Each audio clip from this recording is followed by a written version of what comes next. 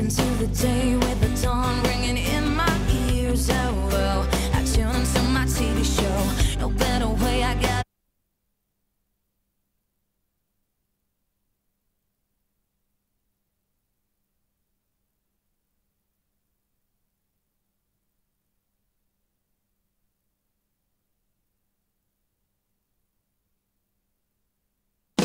Step into the day with the dawn ringing in my ears. Oh, well, I tune into my TV show. No better way, I gotta get myself into gear. Let's go.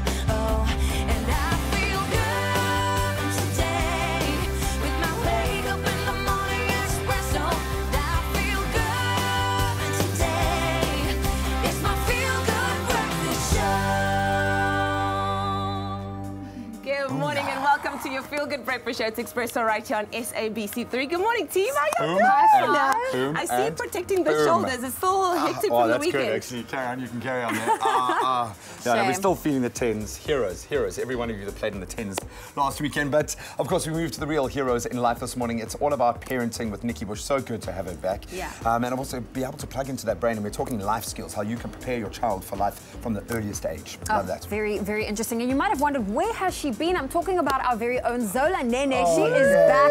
We're going to be hanging out with her, catching up with her, making sure she's in the kitchen. Culinary hotline. She's going to be hanging out with us the entire morning. And I think all of us have a list of culinary questions to ask. I want to know what's a pie bird.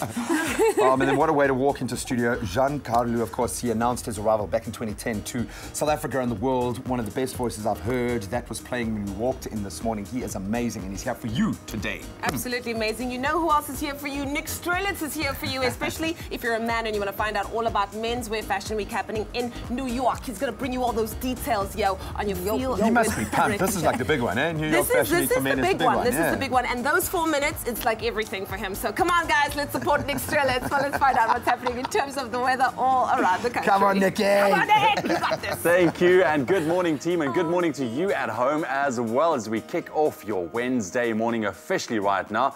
Quickly take a look at the weather, and it looks like a slightly cooler day than yesterday. Maximums in the high 20s across most parts of the country today, but Springbok and Uppington still very, very hot. Temperatures soaring to the high 30s.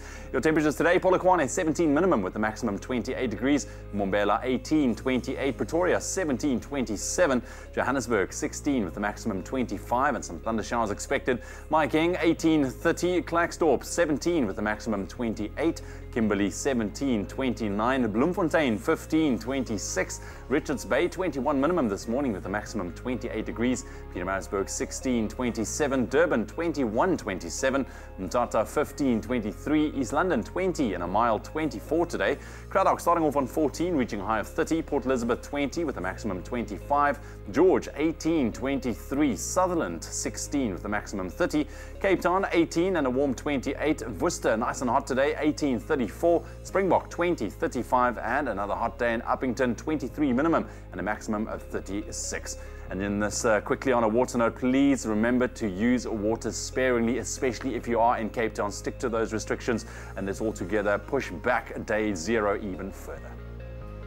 Thank you, Ewan. Well, let's take a first look at your roads and just a quick update on what's happening in Gauteng and Hammanskraal. There's protest action taking place. Roads are currently blocked with burning tires, so please make sure you plan your route accordingly and avoid that area completely. That's where I leave your traffic on your Feel Good Breakfast Show.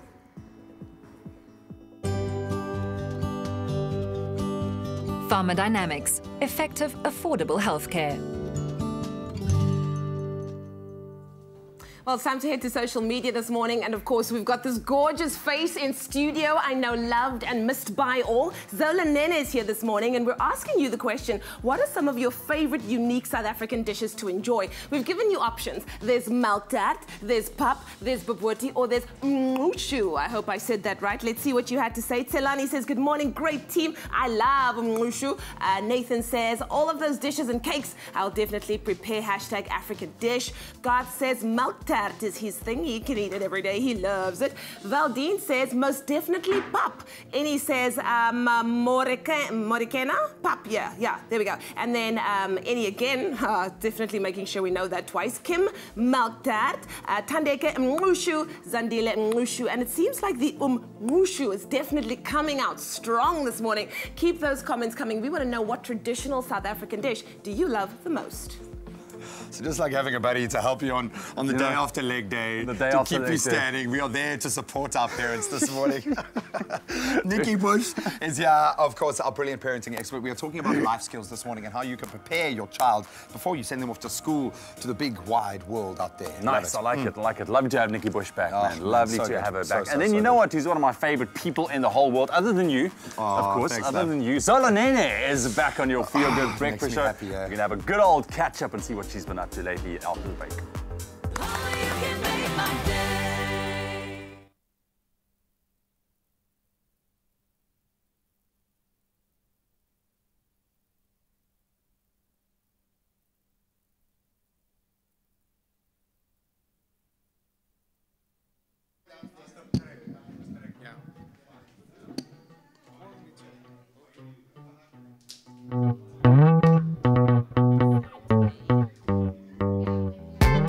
And I'm loving you, yeah. And I'm loving you, yeah. And I'm loving you, yeah. And I'm loving you, yeah. And I'm loving you, yeah. And I'm loving you, yeah. Love me sweet, you clear my mind. Your energy, it flows. Destiny is in our hearts. Set it free, let's go. And I'm loving you, yeah. And I'm loving you, yeah. And I'm loving you, yeah. Take me away and never let me be without you. Take me away. Take me away and never let me be without you. Take me away.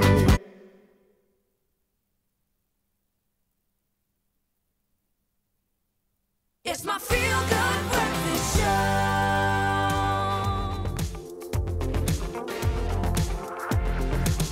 Welcome back. You're tuning into a Feel Good Breakfast Show, Expresso right here on SABC3. Can you feel those feel good vibes, South Africa? Yes, let's do it. What's vibing with our celebs, though? I'm going to tell you what's vibing. 2018 kicked off on a very high note as this next artist welcomed her first child into the world. We're talking about none other than Busiswa. Now, with a new month upon us, she has given us a new reason to check her out. Taking to Instagram, the singer shared the first photo of her son Lakanya, while she has shared photos of her pregnancy and him before. This is the first time that we've got to look at his face, and we must say he is so adorable. I have to ask, is that a yawn or a scream? I think that was a yawn. Okay. It was definitely a yawn because there were no, like, you know, veins sticking out on the side. So that's a yawn. A little yawn. Look at that. Look at those cheeks. I can't, you guys. I cannot. Guys, like, Broody levels take I'm it to a sorry. whole. Expresso baby watch. It has to happen because for the past 3 days, What's been happening? it's been babies. No, okay, so is this what it is? Welcome to Expresso's Baby Watch, everyone. Yes. Okay, what's happening? Well, also adorable for a whole nother reason is Nomzamo Mbata, whose latest adventure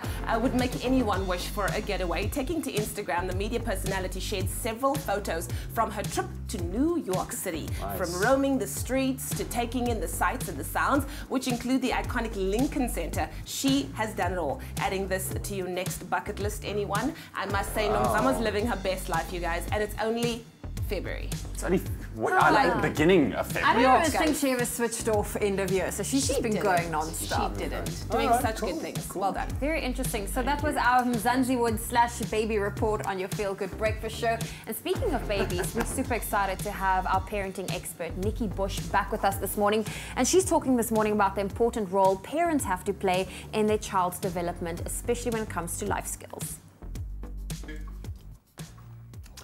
So here's the reality. Let me break it down for you. Children today are at risk of not acquiring some of the simplest of life skills which can affect their problem-solving ability. This morning, we discuss why it is so important to start teaching children some basic life skills from an early age with our creative parenting expert, Nikki Bush, who has brought all sorts of the most eclectic, actually, collection of little toys to play with. I've never seen Viennas and chocolate and noodles and a die on the same table, and a shoe just thrown in the mix. Nikki, what is going on here? Before we get into our fun stuff, why is it so important that we get these basic life skills in early, and why are we not developing these skills at an early age? So, Graham, it seems we have under-constructed children today because they're being over-parented, and there's too much over-direction, too much doing for children, and they're not acquiring basic life skills. And this translates, weirdly enough, into the academic environment as well. You know, we have this idea our children go to school to learn all the important stuff, but it's actually all these life skills that underpin everything. And just playing with what we're going to play with this morning, cutting up sausages, playing the chocolate eating game, and playing with some 2-minute noodles and tying shoelaces, actually provide the foundations in a fun way for fine motor control, eye-hand coordination, motor planning, which is how to plan a movement, spatial planning. Dealing with frustration. Dealing with frustration, and most importantly, problem-solving skills. What age should this be laid down? What stage of our brain's development should we be getting these skills in? They start from a really, really early age. So like a 2-year-old, for example, can start sorting and matching, say, the colors of their building blocks and putting them into different containers when they're tidying up and tidying away. But, you know, I went to a kids' party 2 Saturdays ago, a bunch of 7-year-olds. So these are kids who are now in grade 1. Okay. And we played the chocolate eating game, which is a game where the kids all take turns to throw a dice, and whoever throws a 6 has to eat the chocolate. You usually have to put clothes on, and then you pick up the knife and fork, and you have to eat the chocolate. Now, I'm going to pretend you threw the 6. Now, can you please eat some chocolate with a knife and fork? Part of a 7-year-old quite simply. And kids love this game because now they're allowed to eat as much as they like while everybody else continues throwing the dice. Does it have to be? Until somebody else throws a 6. Sorry, I got that one. So, anyway, you can have that piece, just if you want to have it. Okay, but it's not the easiest thing to cut chocolate. No, it's not. Okay. But here's the thing. So here we are. A hot summer's day. This chocolate was near to melting. It was so soft, okay? And so you saw what you were doing just now. You were doing that, or you are doing that. Okay. Now, I had groups of 2 children. Sorry, groups of 10. 9 out of 10 of each of these groups could not hold a knife and fork like this. They actually, it was the way they tackled this that astounded me. They picked up the knives and forks like this, and then they were, and these children are, you know, kids who have parents at home, or they were holding Some of those parents are probably watching right now. Shame like on this, you. okay? They were holding it like this. They couldn't work out that you had to, and then they were trying to saw. It was just so awkward. It was so odd. It was so like putting a dog in socks. You know when you put dogs and cats in socks? Yeah, wearing like, a cat's paws. This was foreign. Okay, and I just thought, now this is a problem. Because these are basic life skills. This is fine motor coordination. This is problem solving. What do I do to saw through this chocolate? They didn't know you had to saw. They didn't know you could put pressure on a knife. Oh, word. Yeah. These are, I think you hit the nail on the head when you said, like, you kind of give them over to someone else to learn these basic skills. At what point should you be when your child goes to school? Because teachers, obviously, they don't have the opportunity to be as focused. They don't get the time that they would, I'm sure, in most cases, absolutely love. Well, they've got 18 to 25 children in a private school environment. Imagine trying to teach each child to use a knife and fork properly with that many children. So this is a parent's job. Now, I think that this is coming about because parents are not eating with their children, or they are eating in front of television on their laps, and maybe they're cutting their food up for their children because it's expedient. And in fact, during this afternoon, I was chatting to some of the parents, and one of the dads said, you know, we cut up our kids' meat and their chicken, I mean, because then there's no fuss and no bother. Yeah, it becomes less Meanwhile, of a hassle, yeah. we are not passing on the baton of responsibility to teach our kids life skills. You and I know how to do this. This is a complex movement. Most children don't. 1 child out of 10 knew how to do this. He'd obviously been exposed. That wasn't the problem. The children who couldn't do this, we're trying to do this. Now try and we're actually doing it quite well, but these are 7-year-olds, okay, and they found that very difficult and it wasn't working so well. I feel superior today, I love it. What fascinated me was then some children who were good at problem solving came up with this, that they could do it that way, but then the majority of the children couldn't do it at all. And they couldn't actually look at the other child who was making it happen, even if it wasn't like this. And learn on the job, yeah. And they couldn't even copy what the other child was doing. There was no problem-solving ability that said he's getting something right or she's getting something right. How are they doing it?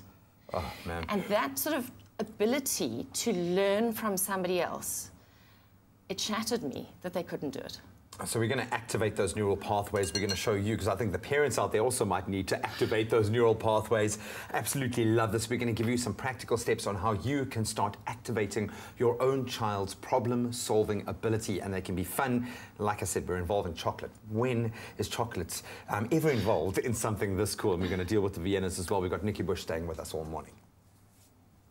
Awesome stuff, man. Great to have Nikki back, giving that very, very valuable advice. Right now, though, let's have a bit of fun. So if your entertainment knowledge is on point, play along. It's our emoji charades game.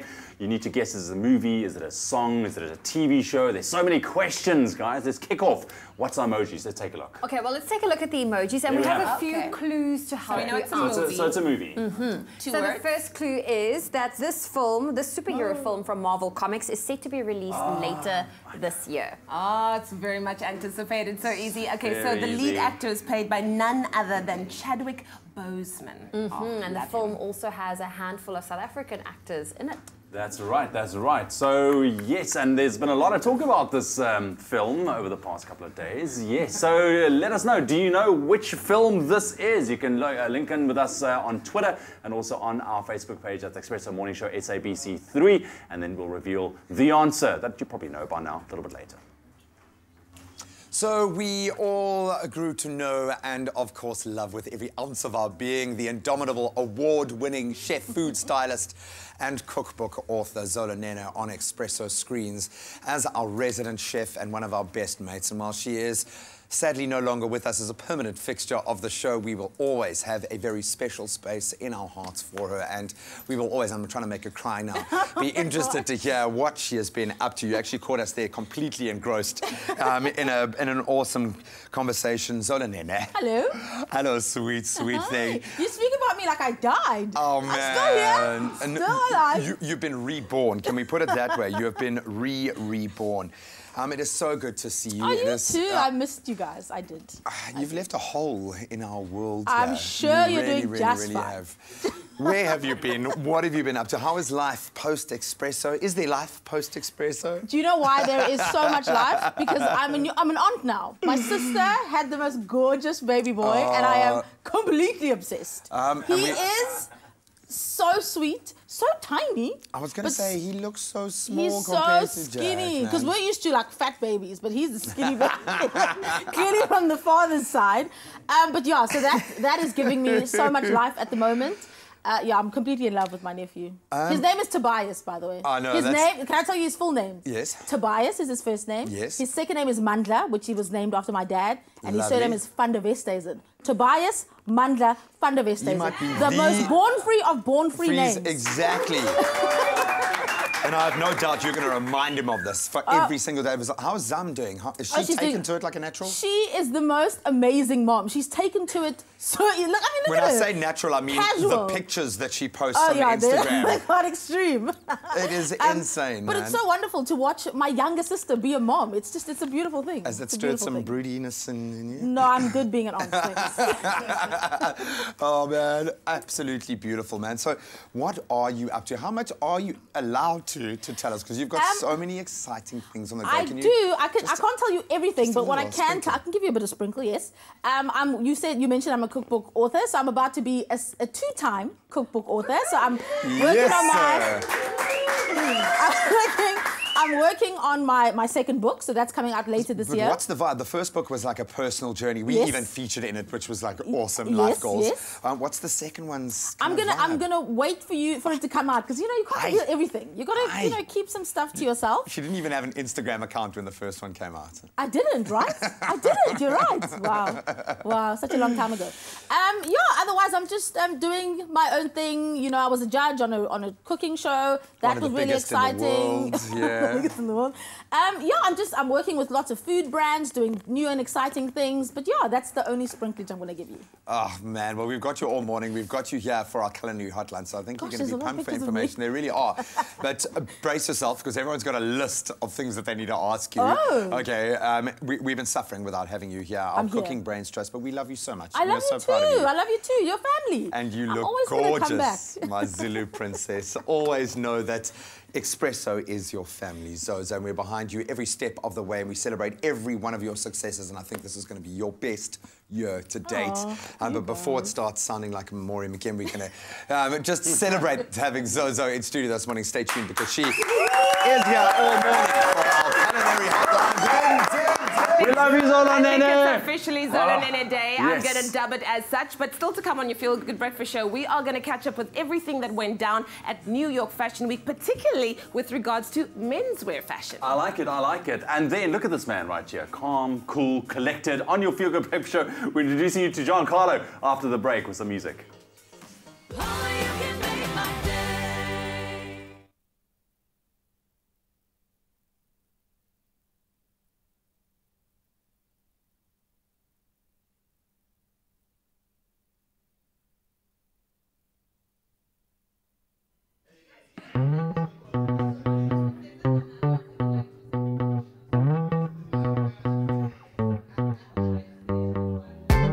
And I'm loving you, yeah. And I'm loving you, yeah. And I'm loving you, yeah. And I'm loving you, yeah. And I'm loving you, yeah.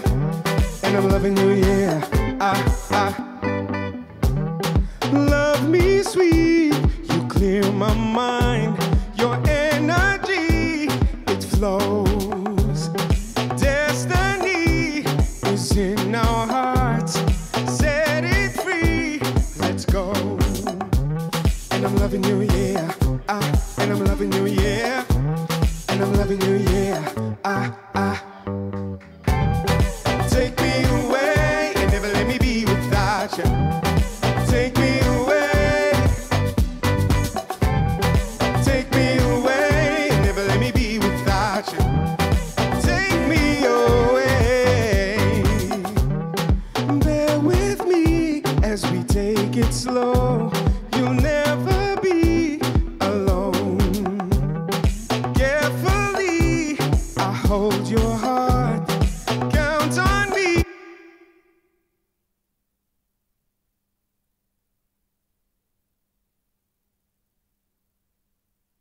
It's my Feel Good Breakfast Show.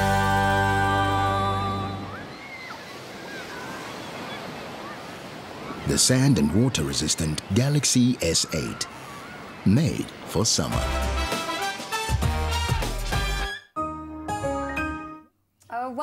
Welcome back. This is your Feel Good Breakfast Show, and I just realized we're all wearing black today. We are. Look, I coordinated with you. Yes, it's great to have Zola back with us. Time for us to now take a look at all those random, interesting, and funny things that we found on the internet in our What's Trending report. Now, usually we play you a snippet of a video, but this one is so amazing. It's an absolute masterpiece. It took 3 months to make, 500 fails later, but it is so worth it. You need to check out this next video. What is it?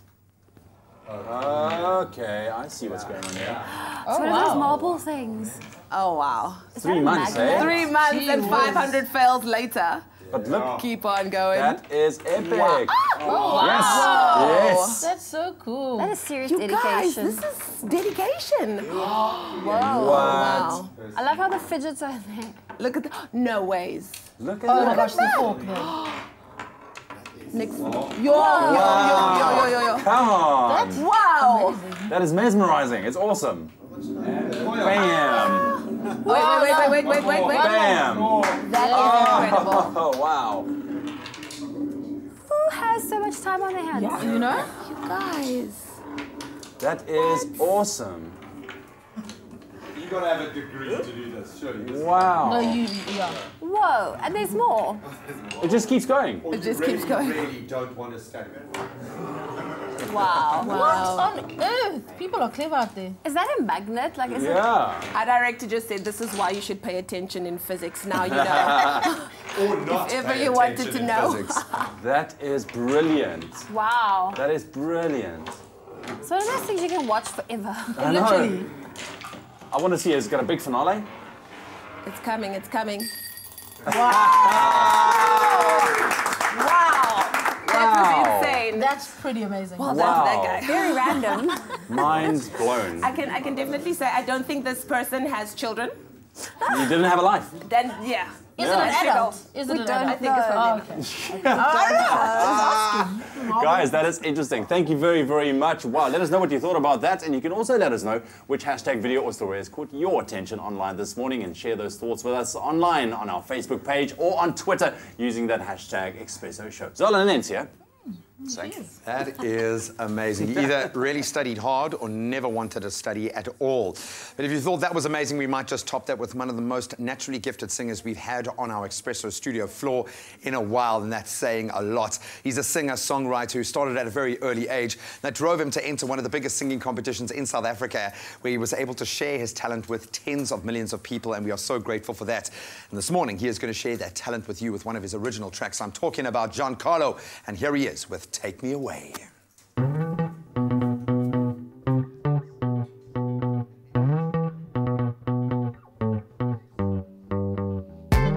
And I'm loving you, yeah. And I'm loving you, yeah. And I'm loving you, yeah. And I'm loving you, yeah. And I'm loving you, yeah. And I'm loving you, yeah. Love me sweet, you clear my mind. Your energy, it flows. Destiny is in our hearts. Set it free, let's go. And I'm loving you, yeah. And I'm loving you, yeah. And I'm loving you, yeah. Take me away and never let me be without you. Come on. Take me away. Take me away and never let me be without you. Take me away. Bear with me as we take it slow. You'll never be alone. Carefully, I hold your heart. Count on me. Let's go. And I'm loving you, yeah. And I'm loving you, yeah. And I'm loving you, yeah. Take me away and never let me be without you. Take me away. Take me away and never let me be without you.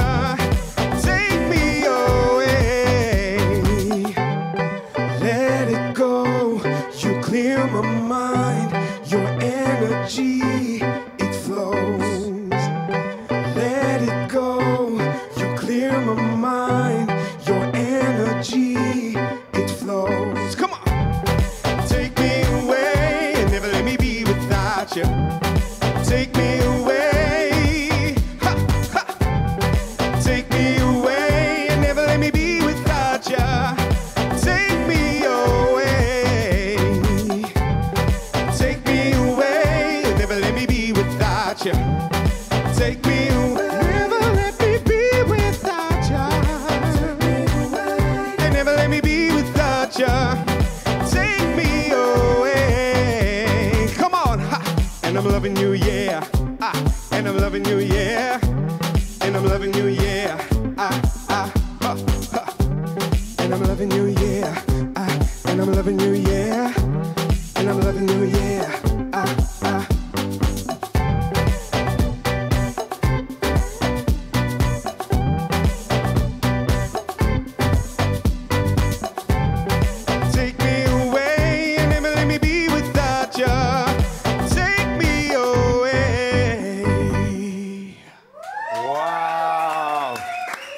needs to be like a World Cup theme song or something like that. Dude, that is phenomenal. Thank you so much, man. So good to have you here. See, that's what working for the South African Police Service will do for a voice, dude. No, it's awesome, man. How much did your life change with obviously getting into a singing competition? That's not a guarantee that you're going to crack that code, but you've done it. How much of a turning point has that been for you, getting that platform? I mean, entering a talent search or a competition has to change your mind, because you reach a point where you realize, well, this is where things are going to go down. And that's how it changed, because I realized that once you focus on what you believe in and you actually believe in what you do, back yourself, and then you back yourself, you push for what you want, and then look, here I am today. I've always been watching the Expresso show thinking, one day I want to be on that show. And here I am this morning, performing on the Expresso show, and I just want to thank each and everyone for watching. Come on. Bro. So please, guys, thank you so much for the opportunity, and here I am today. So that is how it changed my life. Oh, man, I believed every word of that song. So good to have you here.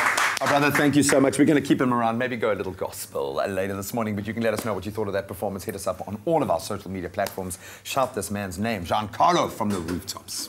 Thank you so much. In the national news this morning, National Assembly Speaker Baleka Mbete has announced that the State of the Nation address has been postponed.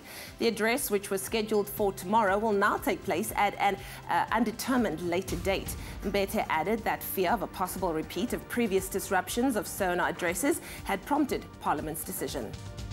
The Competition Commission has made a tentative proposal that schools reduce exclusive contracts and open up the market for other suppliers of uniforms. The probe comes after it received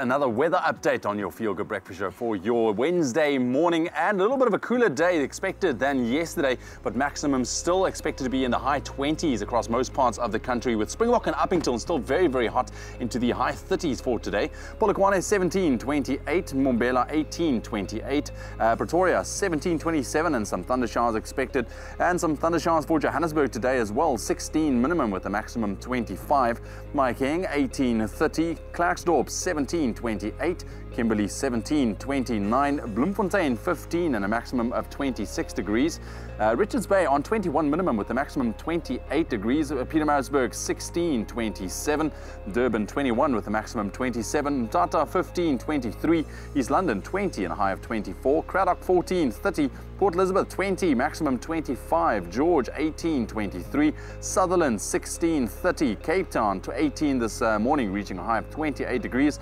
Warm day in Worcester of 18 minimum with a maximum 34, Springbok 20-35, and Uppington nice and hot 23 minimum and a maximum of 36 degrees.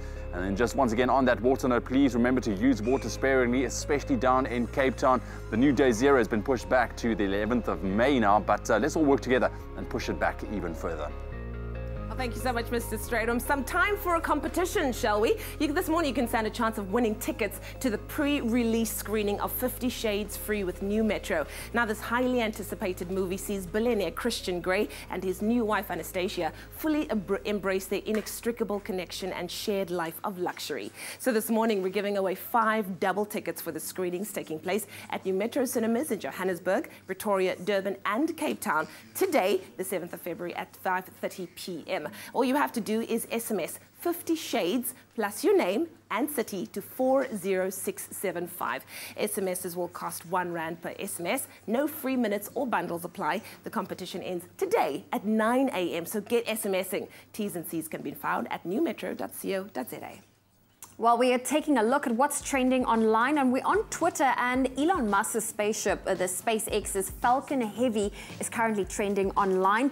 The rocket, the size of a 20-story building containing 27 engines and a cherry red Tesla Roadster as its payload, it went up and away today, and we even had someone tweeting, in fact, this guy, Ian O'Neill, saying, was on my night run, I look up and, oh, hey, hashtag Falcon Heavy third burn and so long. So there you go. Still teeny tiny little thing, but it is in fact a massive thing. So do go check it out. That hashtag is Falcon Heavy. And if you want to connect with us on social media, our hashtag is Expresso Show. Yes, Falcon Heavy is trending this morning. We'll give you a few more details. I just want to see that Roadster heading off into space. But it's a big leap forward, a quantum leap forward when it comes to the space race itself. We could soon be seeing people traveling around the moon. It's there. I mean, if you just take it in perspective, like we're on the 7th story right now, 7 floors. That is 20 stories. I mean, that's huge. That's massive. Insane. Listen, on the other end, we're talking about some of the most successful brands on social media. Take a look at the Africa Brand Index. Mia de Kock is here, and she's going to be sharing some of those very interesting insights. I think we might be on that list. Yeah, why not? I definitely think we're on that list.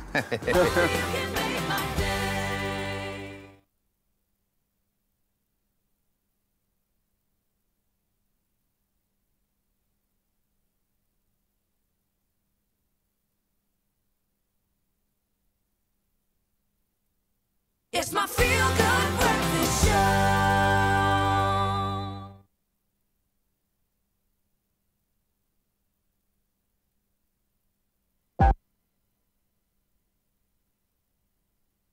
It's my Feel Good Breakfast Show.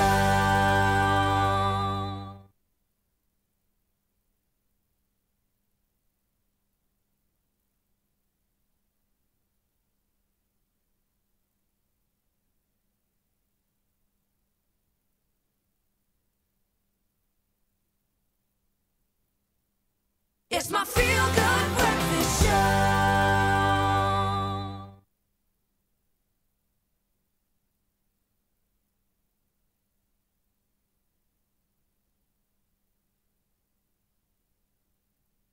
It's my Feel Good Breakfast Show.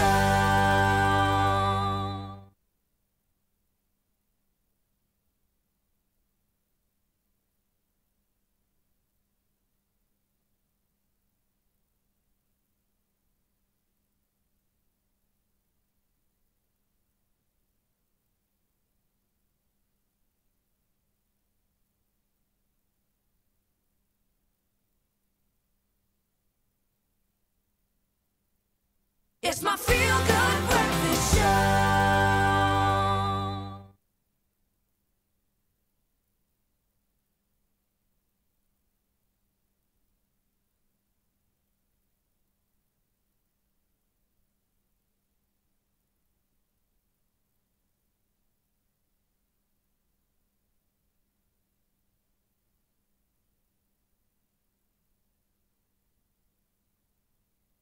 It's my feel-good breakfast show.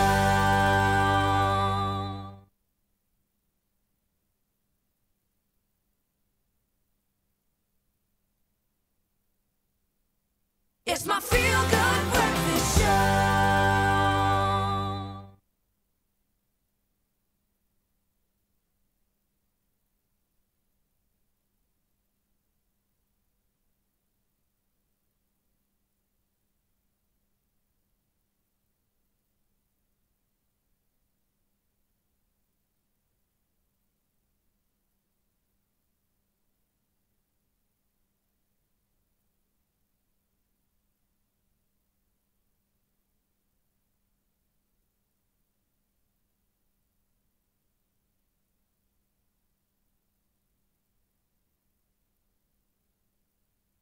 It's my feel-good breakfast show.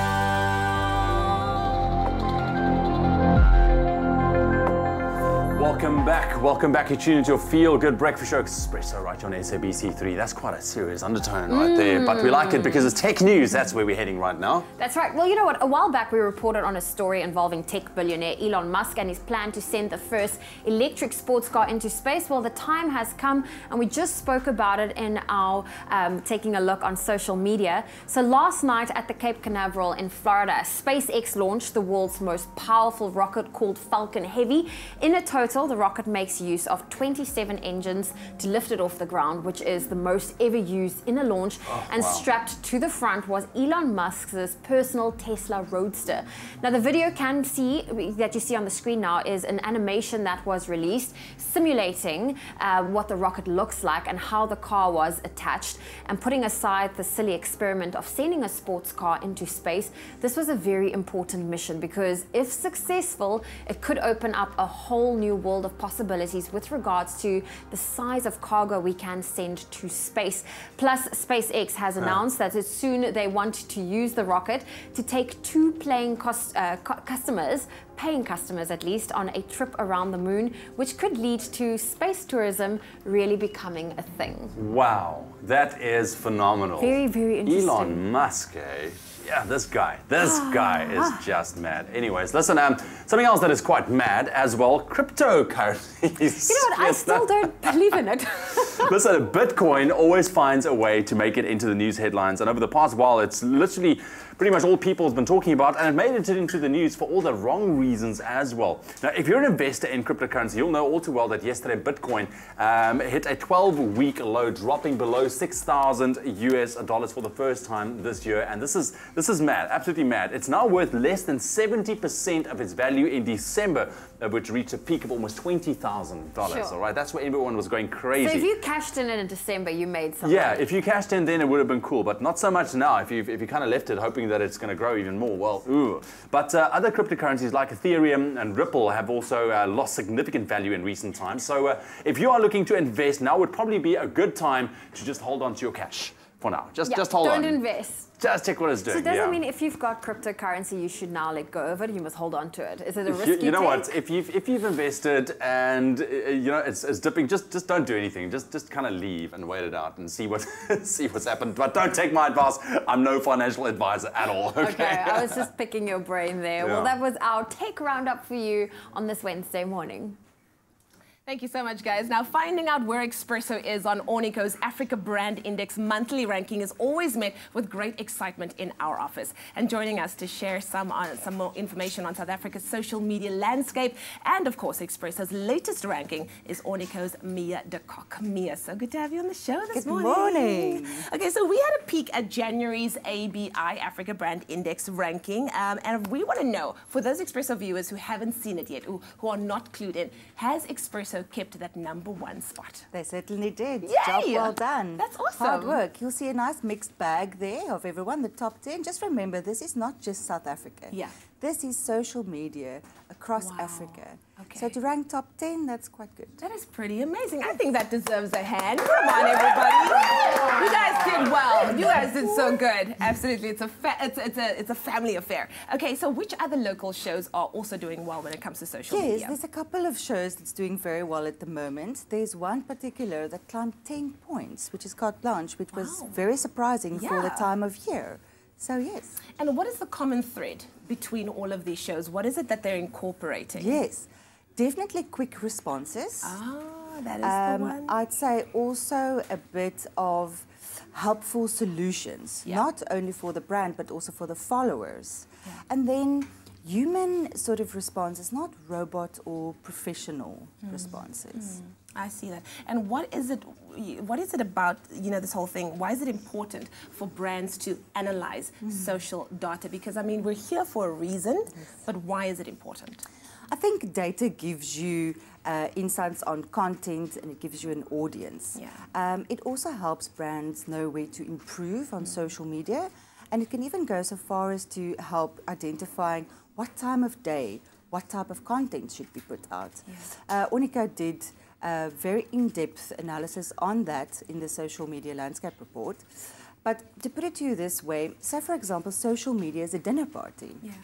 Every brand is an individual at the dinner party.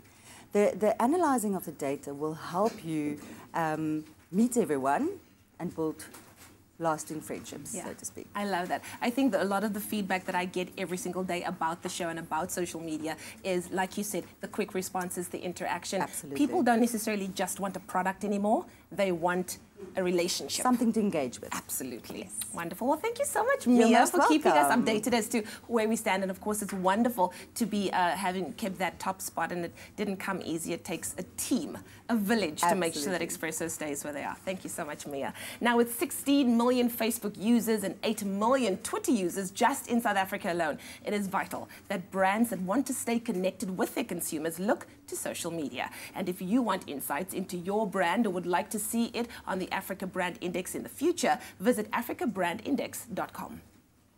That's right, and stay connected with us on our social media pages as well. Why? Because look who's here.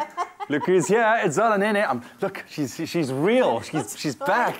It's not funny. It's just me appreciating you being here. Lucky to have you. Yes, always a pleasure. No pressure. So I'm doing the recipe today, and you are just watching. I'm just here for backup. Yo, talk about pressure. So listen, hot temperatures we've seen all across the country. So some Tropica passion fruit iced lollies is just a thing to kind of, you know, cool you down a little bit, and it's nice and tropical as well. And it's super easy. It really is super easy. So even though I feel the pressure right now because if Zola has the hand on the hip like this. I'm going to help you. I'm going to help you. Look, I'm going to get my hands dirty. Get some grenadilla pulp in there, if you don't mind. Of okay? course. It's lovely and fresh and in season, which is lovely. And it's passion fruity. Passion fruity. There we go. Because you're using passion fruit juice. This is true. This is true. So just get that in there. Okay. So we are using the Tropica Slender, which is the healthier option, which has got 80% less calories and also no sugar added. Oh. So yeah, guilt-free treat, which we like. Delish. All right. Okay. And then some orange slices that we've orange segments. Look, we've taken the pith off. Okay, fine. She corrects me already. Segments. Orange segments. Sorry. Not sliced. Not my recipe. Sorry, Ewan. Orange pieces. Yeah. Okay. Okay. So now just what we're going to do is we're going to put our Tropica Slender passion fruit. First, this is the passion fruit. Orange. This is orange? Yes, orange. It's orange with a hint of passion fruit. There we go. So we're just going to fold that halfway up, okay? Because we want that to freeze first. Oh, that's how you get the layers, obviously. That's how you get the layers. Finally, she realizes that I'm actually good at something. So you want to try and keep that up somehow. So once it freezes, you just kind of correct it, take it out in the freezer.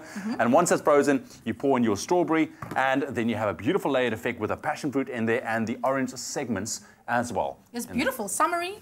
Shall I try one? And it goes, look, colourful. And literally, it's so easy. The kids will love it. The grown-ups will love it. Perfect something for the weekend as well. And Zola gives a stamp of approval. Yes, we like it. Okay, cool. So, like I mentioned, it's really easy. So, here are those steps once again, just in case you missed anything. Chill out and get delicious refreshment from an icy treat that's bursting with flavors of summer with Clover Tropica Passion Fruit Ice Lollies. For this recipe, you'll need 2 cups of Clover Tropica Slender Orange with a twist of passion fruit, 1 cup of Tropica Slender Strawberry with a twist of cranberry, 2 oranges cut into segments, and half a cup of passion fruit pulp. Pour the Tropica Slender Orange with a twist of passion fruit into a jug. Add the passion fruit pulp. Stir to combine. Place the orange segments into ice lolly molds. Now fill 2/3 of the mold with passion fruit mixture.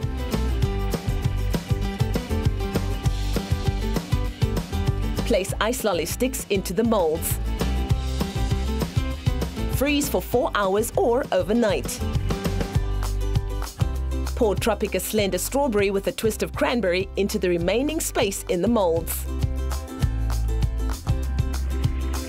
Freeze again for 4 hours or overnight. Voila! You've got 2 toned fruity ice lollies that are sure to be a hit at your next pool party or just enjoy on those amazing summer days. Made with love by Clover. Made with love for you. That keyword is Clover. SMS that to 33728 to get your hands on this Tropica passion fruit ice lollies to break the heat. And Zola is just munching away. Delicious. The grandilla seeds give it a great texture, which is texture. lovely. Okay, cool. Well, look at you. Look at your hand on. Yeah, she's taking this lolly eating business serious. The keyword is Clover. SMS that to 33728. And also, don't forget Tropica Island of Treasure Season 8 on the Maldives, Monday night, 7:30 on SABC3. It's going to get very, very heated and exciting. Yeah? Zola, you're excited, but no, more excited for the lolly. Buy a Tropica, follow the entry details on the pack, and you could win the grand prize of a Kia Picanto. For competition T's and C's, visit tropica.co.za. Oh, it's great to have Zola back on Expresso. And of course, after the break, we're going to catch up with some fashion, more specifically menswear. Nick Strelitz joins us as he brings us an update from New York Fashion Week. Yeah, it's one of the big ones. And we are going to have a little bit of fun with you, our viewers. We know that Gary Oldman's performance in The Darkest Hour is probably going to get the Oscar, but you guys will decide for us if it's worthy. We'll chat to you after you guys see the film.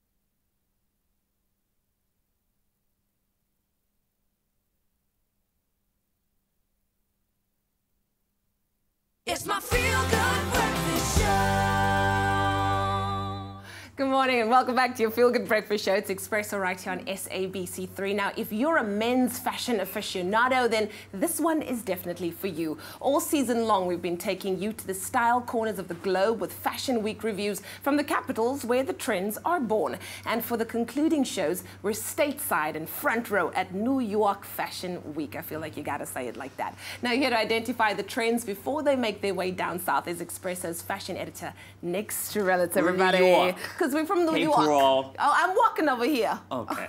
It's a lot of aggression. It's a lot of American aggression. And I'll just bump into people. I'm like, yo, I'm walking over here. You would be a nightmare in New York. You would just be punching people, throwing people down, body slamming. I love it. I love your aggression. All right, you probably have the scoop as to everything that happened in New York. Do you want to give us a clue as to what went down? Well, you know what I love about New York Fashion Week is it's where the most wearable trends come out. It's where you take ready-to-wear from the runway to your closet. Yeah. Paris, Milan tends to be a bit more avant-garde. London's very, very creative. So New York Fashion Week, it's all about taking the pieces you can see straight from the runway into your wardrobe, which I love, because that's what fashion should be about. Absolutely. There was one trend of note this season that I loved. It's sportswear. We talked a lot about sportswear, but this is sportswear 2.0. Oh. 2.0, 7, 8, 12. Yeah, next level. So this is, there's semantics. It's athleisure, it's sports luxe, it's performance wear. But we're really updating it for autumn-winter 18-19. Okay. So this is a preview what's happening actually in autumn-winter coming up for us in South Africa. So it's a hot topic. I love that. Hot topic, hot fashion. Topic. I love men's fashion. So take us through it. Now that we know that that's the look, how do we incorporate that into our everyday looks? I'm glad you asked. That's so coincidental that you would ask me that, Leah. Hey, who would have thought it? Well, what I thought I would do today is actually put the pieces on me. So I'm going to transform this plain Jane ensemble into what I have seen in New York in terms of sports luxe. Now, when it comes to sports luxe, there are 5 key pieces that make up any sports luxe wardrobe, Okay. Number 1 is all about the trouser, and the trouser, there's only one trouser, South Africa, it's the jogger. Okay. So excuse me while I just casually take my shoes off. Take it off. It's not getting X-rated, y'all. This is keeping very breakfast show appropriate. Cool. Okay, so it's all about the jogger. Yeah, I'm sorry, Graham. I'm sorry. So I'm gonna see some skin. So the jogger, it's all threefold. It's the drop crotch, it's the narrow leg, and it's all about metallic accents. All right. So metallic accents just make it more luxe. So sports luxe is a mix of function and luxurious, and you want it to really narrow in on the trouser at the pants at the bottom there, because you want to leave room for the sneak, which is like the big one. So now we've got our narrow leg trouser, we've got the jogger. It's next about the tee. Is it okay to be wearing it with socks though? Oh yeah. Oh, okay. Oh yeah. Okay. No, I love a little sock, because you'll see when I put the sneaker on, you want some room to actually see the sock. I see what you mean. So all about the tee for sports luxe, and it's all about oversized, Lee. That's the key to nail the trend. So if I'm a small in a normal t-shirt, if I'm nailing the sports luxe this season, I'm going 2 sizes up. So I'm actually doing a large. Okay. So we're doing a large tee. We're keeping the silhouette very oversized, quite baggy. You'll see it's creating a lot of drama with the layered effect here. Okay, it is. So we've got this here. Yeah. What I like to do as well is add an extra shirt on top. Yeah, let me just grab this you can here. There we go, so we can actually hear what you're saying. That's important. I think that's important. Sports luxe is always about creating drama with layered effect, because we're keeping the shades very neutral. Okay. So we're not talking a lot in terms of color pattern, but it's more about what we're actually adding to our look. Okay. So now we're creating a layered effect here. You can see all oversized. Very nice. The pièce de résistance for sports luxe is all about the bomber jacket. Nice. The bomber, originally an Air Force jacket worn in the military in the States. This is all about functional fashion. Yeah. So we're creating another layer with the bomber. Wow. Instant. Look at this transformation, guys. Okay. So we got the layered effect now here. And then finally, the sneaker, which is like the most important element to any sports luxe wear. Yeah. You want to do a luxe sneaker. So we're not talking about your plain Jane sneaker. We're talking about not suede. Your running shoes. Not your running shoes. Okay, We're talking something about a little bit more. It's luxurious. The hint's in the name, sports luxe. So it's functional, but it's still luxurious. So here we've got the sneak, and now you'll see what I did here with a bit of the gap where you can actually see the sock. Okay. So it's like sports, but we could be going to a casual lunch meeting as well. And I know you're gonna hate this, but you have to wear the beanie. Oh no. The beanie is back, South Africa. Oh my goodness, I thought we burnt that beanie. We didn't know, it came back. Is that it came a back new again. one? Okay. It's a new one. So it really is about creating a piece that you're comfortable in, but that also takes it to the next level. Yeah. It's luxurious, but it's sportswear, so it should still remain a sports feel. And you are so boiling right now. I'm hot. Welcome it's to summer in South Africa, This buddy. is a fall preview, though. This is a fall preview. Oh, wonderful. Well, this is what we can look forward to when it comes to autumn, winter. Of course, the layered look, sports looks, very, very hot right now. Thank you so much, Nick, who is sweating up a storm. I'm just going to keep talking, you guys. Of course, you can go check more out on this on our Expresso Facebook page. But let's just keep Nick here for as long as we possibly can. Nick, how you doing? I'm all right. I'm a bit warm. Nick, my brother, hot in every sense of the word. That was awesome. Now let's turn our attention to the silver screen, in particular the 90th Academy Awards, better known to us mortals as the Oscars. And it's going to be taking place on the 4th of March 2018. And I think on occasion, some of the films nominated for these awards aren't on circuit here in South Africa prior to the glitzy show. But New Metro is making sure film fans get to see the most talked about movies before the Oscars. And some lucky Expresso viewers were invited to see one of the big ones, The Darkest Hour, and have a spectacular night at the cinema. Nominated for 6 Academy Awards, The Darkest Hour is a thrilling and inspiring true story. And I'm here tonight at the pre-screening at New Metro V&A Waterfront, and I simply cannot wait to see this film. Let them see your true qualities. My poor judgment. Your sense of humour. Ho, ho, ho. Your Majesty. Mr. Churchill, I invite you to take up the position of Prime Minister. The Darkest Hour is a biopic covering Winston Churchill's first few weeks as British Prime Minister at a time when the country was on the brink of war. I think it's going to be an incredible evening. This movie has been nominated for 6 Oscar awards. Are you looking forward tonight, and what are you looking forward to the most? So much. I cannot explain. I'm a history buff. Yeah. So this is like going to be a new take on Winston Churchill. What are you looking forward to the most when it comes to The Darkest Hour? I hope that it is more than JP's popcorns, that it's at least an 8 or a 9. Yes. I hope for that. So. Now, this movie has been nominated for 6 Academy Awards. Do you think it's going to live up to the hype? I hope so. I really think so. With all the hype, I think it will. Now, when it comes to these pre-screenings, this is the first time it's been shown in South Africa. What do you enjoy the most? Being treated like royalty. Gary Oldman has already won 3 major awards for his performance as Churchill, and many pundits believe he will also take the Oscar. Gary, this film tonight has been nominated for 6 Academy Awards. What did you think of The Darkest Hour? I think very well deserving. I think Gary Oldman pulled off a great performance. At some point I was thinking, does it even look like him? You know, so very well performed, yeah. What was your favorite part of the movie, and maybe one of your favorite quotes that stood out for you from Winston Churchill?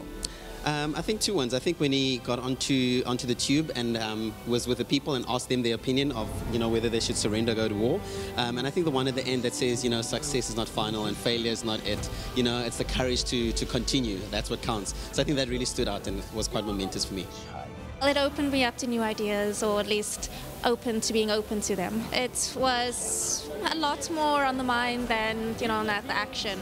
It actually still held my attention. Now, usually on our show, we give popcorns. How many popcorns would you rate this movie? I'd say 7. 7 popcorns. I'd give it 8. 10.5. A 10.5 out of 10. That's amazing. There can be no survivor.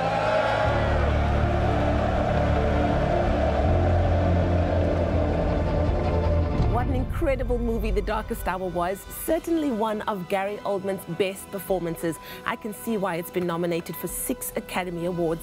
It's definitely worth watching. Well, certainly make sure you check it out. Now, this morning, our parenting expert, Nikki Bush, joins us in studio as we continue our conversation around why parents should play a leading role in teaching their children life skills. A little earlier this morning, we started the conversation about the importance of parents teaching our children life skills at an early age, as early as possible. And we're continuing that conversation right now with our creative parenting expert, Nikki Bush, who has denied me my chocolate.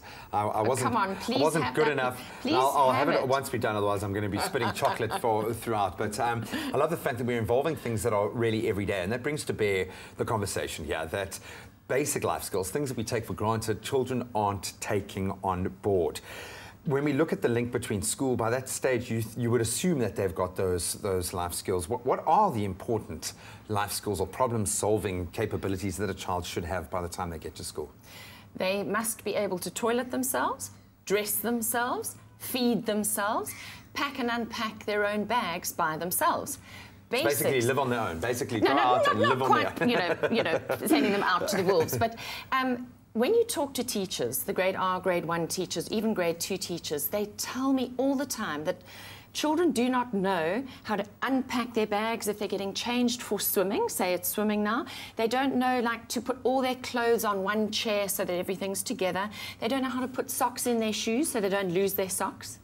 The basics. They don't know how to roll a swimming costume into a towel. So once they've had their swim and their cozy's wet, put it in their bag. They have no idea, and they often come to class saying, "My mummy forgot to pack my book bag. My mummy forgot to pack my pens and pencils." It's always mummy's fault or daddy's fault. There's no sense of, but this is my bag, and school is my place, and I'm responsible for this.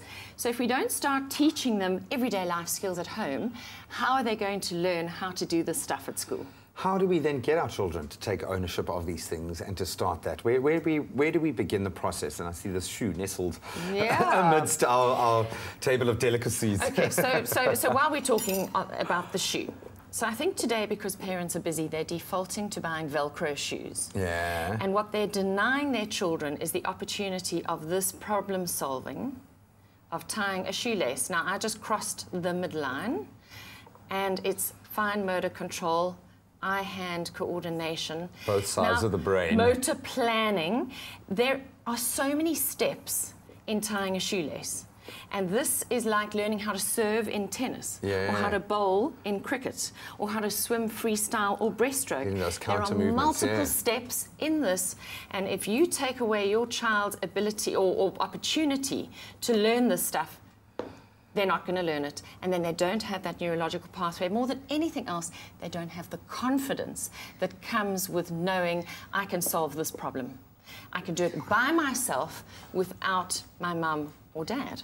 And I'm glad you used the word confidence, because that is a big part of, I think, what hinders children from learning or being able to apply these things on their own, is that feeling like they're going to fail and not be able to do that in a social environment. Well, here's the thing. If you do too many things for your children, they stop trying because they think you can do it better than them. So here's another little thing that I noticed on holiday. I was holidaying with a little boy who was 6, and we had Vienna sausages. You know, we had hot dogs for lunch. Now, he doesn't eat the hot dog in a roll. He eats hot dog and a piece of apple and cheese.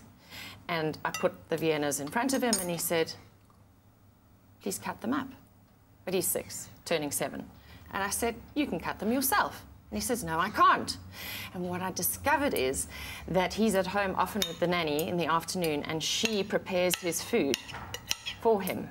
And he has never cut up a Vienna sausage. Sausage canapes. He has never cut a sausage up in his life with a knife and fork.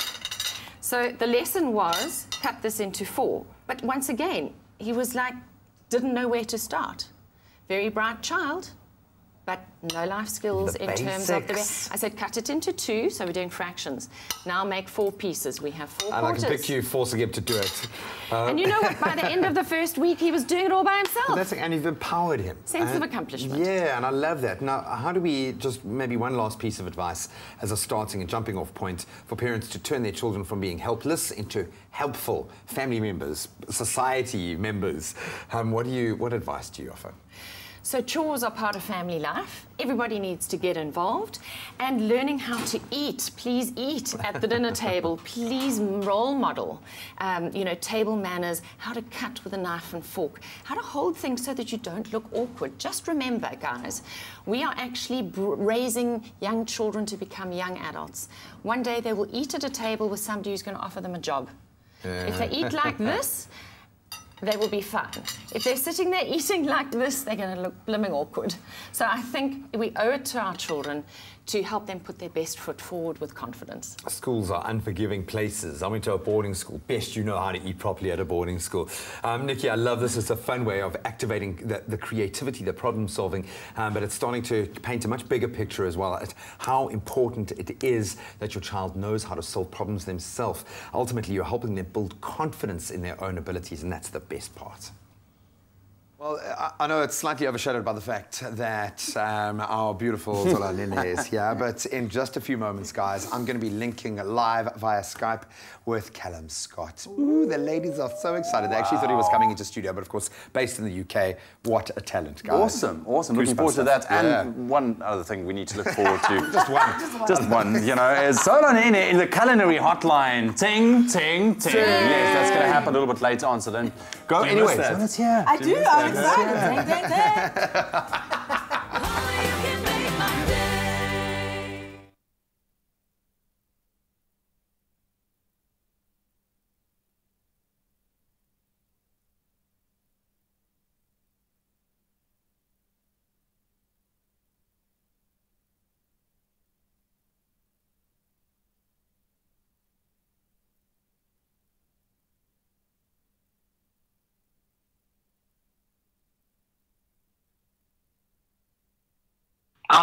I mean, life has completely changed for me.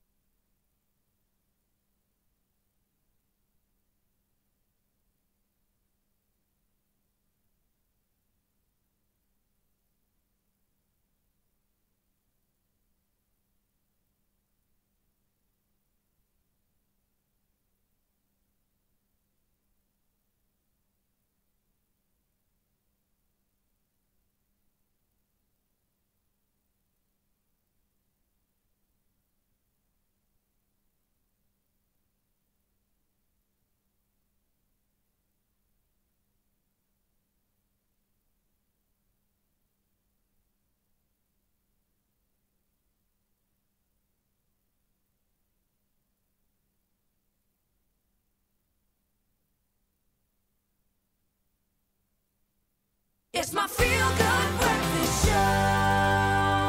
Welcome back. This is your feel-good breakfast show. It's Expresso. Time for us to now find out, is it a baby watch or not a baby watch? It's international entertainment news? We left okay, that it's in international the local entertainment spheres. news. We're now over the waters, you guys. Valentine's Day is just around the corner, and Prince Harry and Meghan Markle already have big plans. Now, Kensington Palace has announced that the recently engaged pair will be in Scotland for that romantic holiday. Their itinerary, they have an itinerary, guys, includes visiting the Esplanade in front of the famous Edinburgh Castle, as well as watching the firing of the 1 o'clock gun, a tradition that dates back to 1861. How's that for a romantic soon-to-be bride and groom? So is that their honeymoon now? No, this is Valentine's Day. Oh, sorry, Valentine's Day.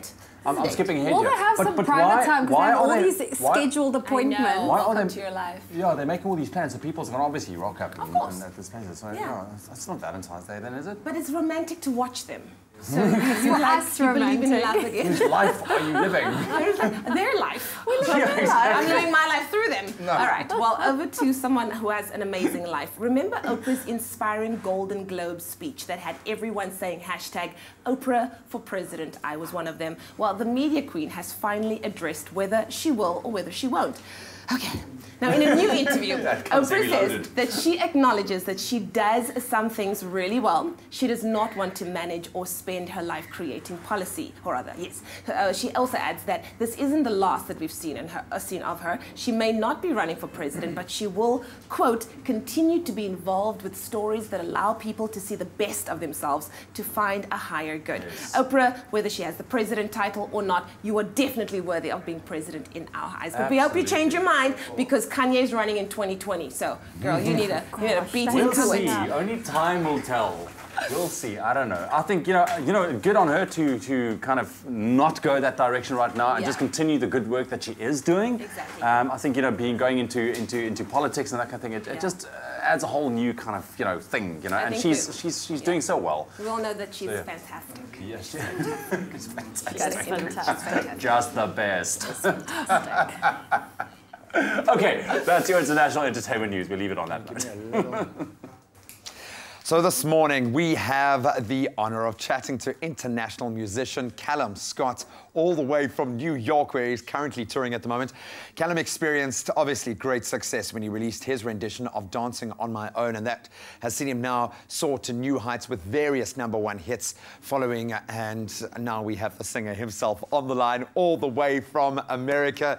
Callum, welcome to the Expresso show. The last time we chatted to you, you'd just come off Britain's Got Talent and the release of your single Dancing on My Own, which had a massive response. How has it been adjusting to life in the spotlight? I mean, life has completely changed for me. I am able to travel the world and sing my music. I'm yet to come to South Africa. I do realise that, so I do want to come over and sing live for you guys. But life has completely changed. Like I say, I'm getting to go around the world, sing my music, share my personal experiences with people, and just singing live to people is something that I absolutely love. So yeah, and I'm gonna stay good on my promise. So as soon as I can come to South Africa, I'm gonna make it happen. Oh man, we'd love to have you here. When we look at your tracks, Dancing on My Own, Rhythm Inside, and now, of course, You Are the Reason, and they're doing so well, continuing to gain momentum. Would you say that that's kind of the kind of music that represents you as an artist, or are you still on that journey of self and maybe musical discovery? Yeah, I mean, all the songs on the album are all personal experiences. Everything that I've put into the album has come from my heart and soul. And I just thought I needed to be more honest in my songwriting to be able to get the best out of the songs. And as soon as I did that, songwriting kind of became a therapy for me. And it enabled me to discover who I am as a person, who I am as an artist, and what it is I want to share with the world, which is, relatable topics and, love, frustration, heartbreak. We've all been through these things, and hence why the album is called Only Human, is because we can't control how we feel. Yeah. So it's I suppose an album, the message on the album is just to embrace your feelings and your emotions. And yeah, I'm extremely happy with the songs on the album, and I just can't wait to share it with the world. A big question at the moment, I suppose, on a lot of people's minds. Are you still in the process of putting together Only Human? I mean, the process of writing this album was an amazing adventure. I'd never written an album before, and the success I'd had off Dancing on My Own was so huge that I was writing the album at the same time that I was performing live across the world, various parts of Europe, all over America. I had my tour here in America, which lasted about 3 weeks. I was supporting an artist in the UK called Jamie Lawson. And all this time I was still writing and recording the album. So the album was a bit of a journey itself. But it was so fun to make the album. Such an exciting new adventure. And it just enabled me, like I said, to write about my personal experiences with a view to share this with the world. So yeah, so it was an amazing thing to do, and I'm looking at album 2 already. Oh man, we cannot wait for that. Now, let's have a little bit of fun here. Of course, you've been in the industry for a while, in the limelight. Have you met any of your idols yet?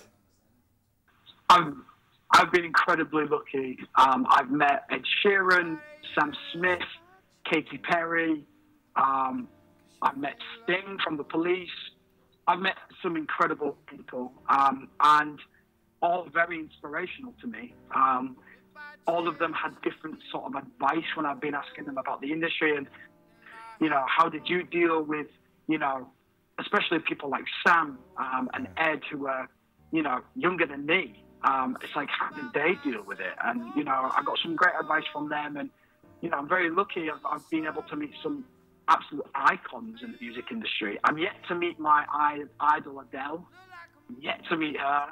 That's going to be the day that I just scream the house down.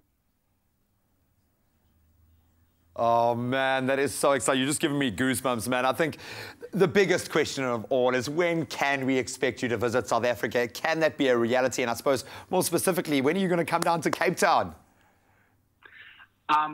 I just want to say a massive, massive thank you to the people of South Africa, to the TVs, radios, and all the fans that support me there. It honestly means the absolute world to me. I'm living my dreams because of people like you. So thank you so much. As soon as I can come over there and perform live, I'm there. And I just want to thank you so much for all the ongoing support.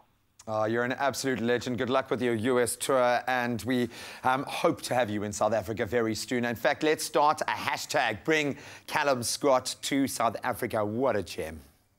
Awesome stuff. Callum Scott live on your Feel Good Breakfast Show. Right now, though, we're sticking to the trend of music, taking a look at the movers and the shakers on the 5FM Top 40 local and international track. The Destruction Boys representing the local side on the chart, and they are bringing out some phenomenal music. But let's take a look at who can oust Ed Sheeran and Bruno Mars. Hey, what's up, guys? It's me, Nick Hammond, back with another recap of the 5FM Top 40 from this past weekend, and we'll jump straight into the brand new entries onto the charts this week, and something new from Lakota Silva and Oceans at number 30. Check this one out. I think you might quite like it. It's called Fire.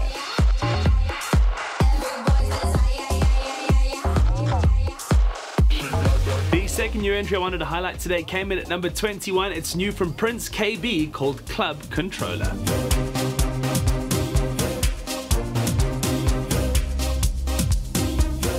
Time now to check out the mover and shaker picks for the week. The first one is a re-entry back on the charts at number 25 from Craig David and Bastille, called I Know You.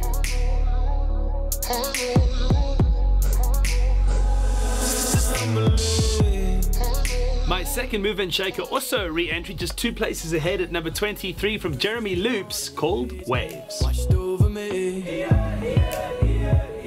And the waves keep washed over me. Getting into the top 10 for the week now, beginning at number 10 and one of the highest debuts of 2018, it's Drake with God's Plan.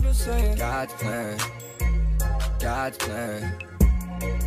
I hold back sometimes. Then at number 9 this week, it's Jethro Tate with Pascal and Pierce. The tune is called Running Wild. Save us from going to the dark side. At number 8 this week, it's a new hit from Camila Cabello called Never Be the Same. Just by hitting you, I know I'll never, ever, ever be the same. Then at number 7, it's Major Lazer, Nasty C, Pataranking, Ice Prince, and DJ Maporisa with Particular. I like you, girl, in particular, yeah. You in particular, I like your waist in particular. Taking the number 6 spot this week is Distraction Boys and Benny Maverick with Umunya.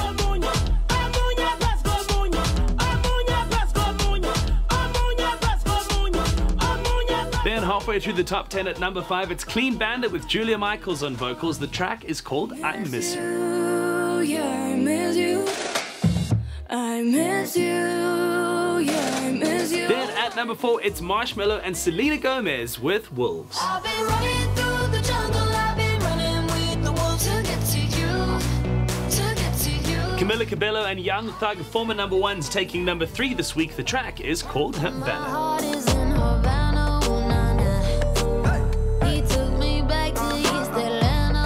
After only 3 weeks on the charts, they've shot up to number 2. It's Bruno Mars and Cardi B with Finesse.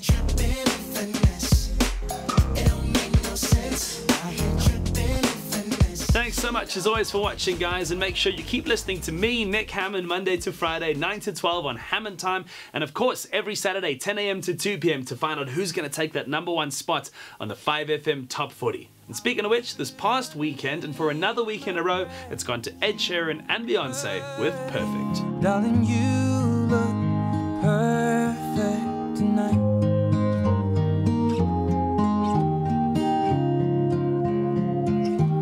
Well, I found a man. Thank you for that, Mr. Nick Hammond. Now, you can stand a chance of winning tickets to this special pre-release screening of 50 Shades Freed with New Metro. In this highly anticipated movie, we'll see billionaire Christian Grey and his new wife, Anastasia, fully embrace their inextricable connection and shared life of luxury. Now, we're giving away 5 double tickets for the screenings taking place at New Metro Cinemas in Johannesburg, Pretoria, Durban, and Cape Town for this evening, the 7th of Feb at 5:30 in the afternoon. Now, all you need to do is SMS the the keyword 50 Shades plus your name and city to 40675. Those SMSs will cost you R1 and no free SMSs or bundles apply. The competition ends this morning at 9 a.m. so make sure you get SMSing. T's and C's can also be found at newmetro.co.za. So we're going to take the quickest of breaks, and then, of course, we've seen one brilliant performance of an original track. Giancarlo is going to take us to church after the break. Love it. And then, of course, we're going to take you to the kitchen because it's the Culinary Hotline bling. Sing, with none other than the one, the only, Zola Nene in the house. We'll be right back after the break.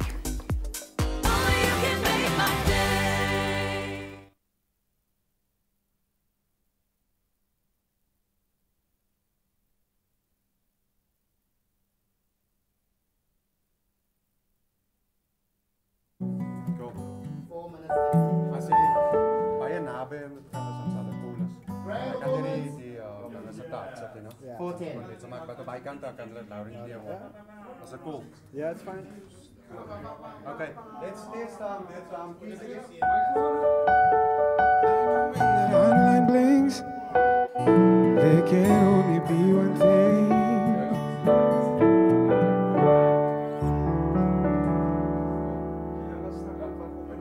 Every second of the day. Are we going? Oh, sound check.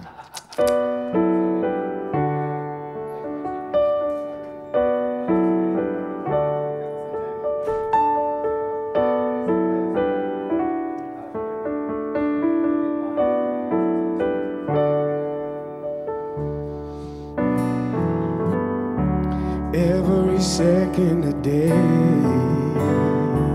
we need the Lord, we pray. The more we need, less we try. When will we win this fight? How can it be? I know you're around. Teach me to see the world through your eyes as we pray. You teach us and you guide us as we pray. You bless us and you love us.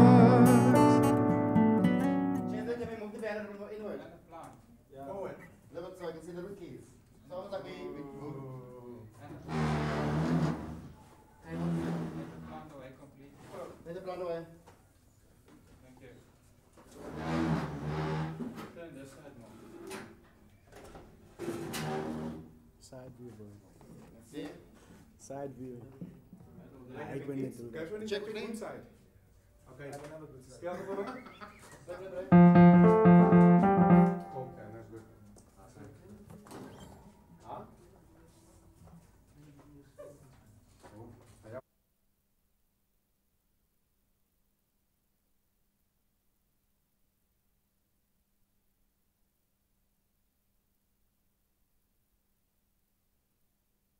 It's my feel-good breakfast show.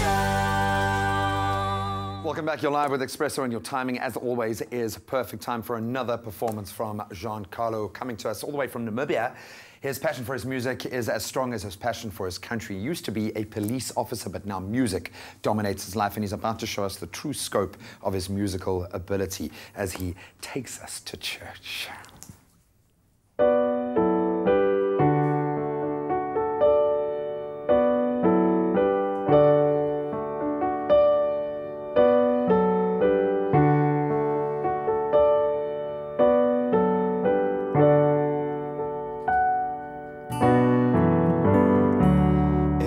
Second a day, we need the Lord, we pray. The more we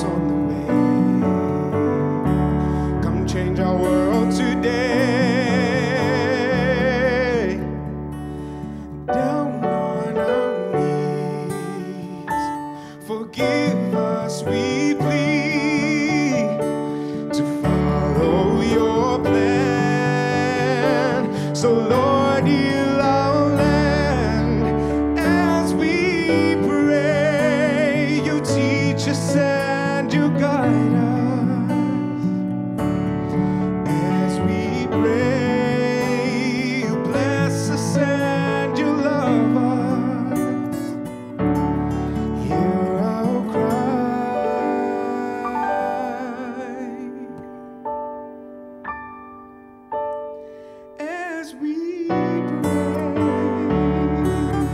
as we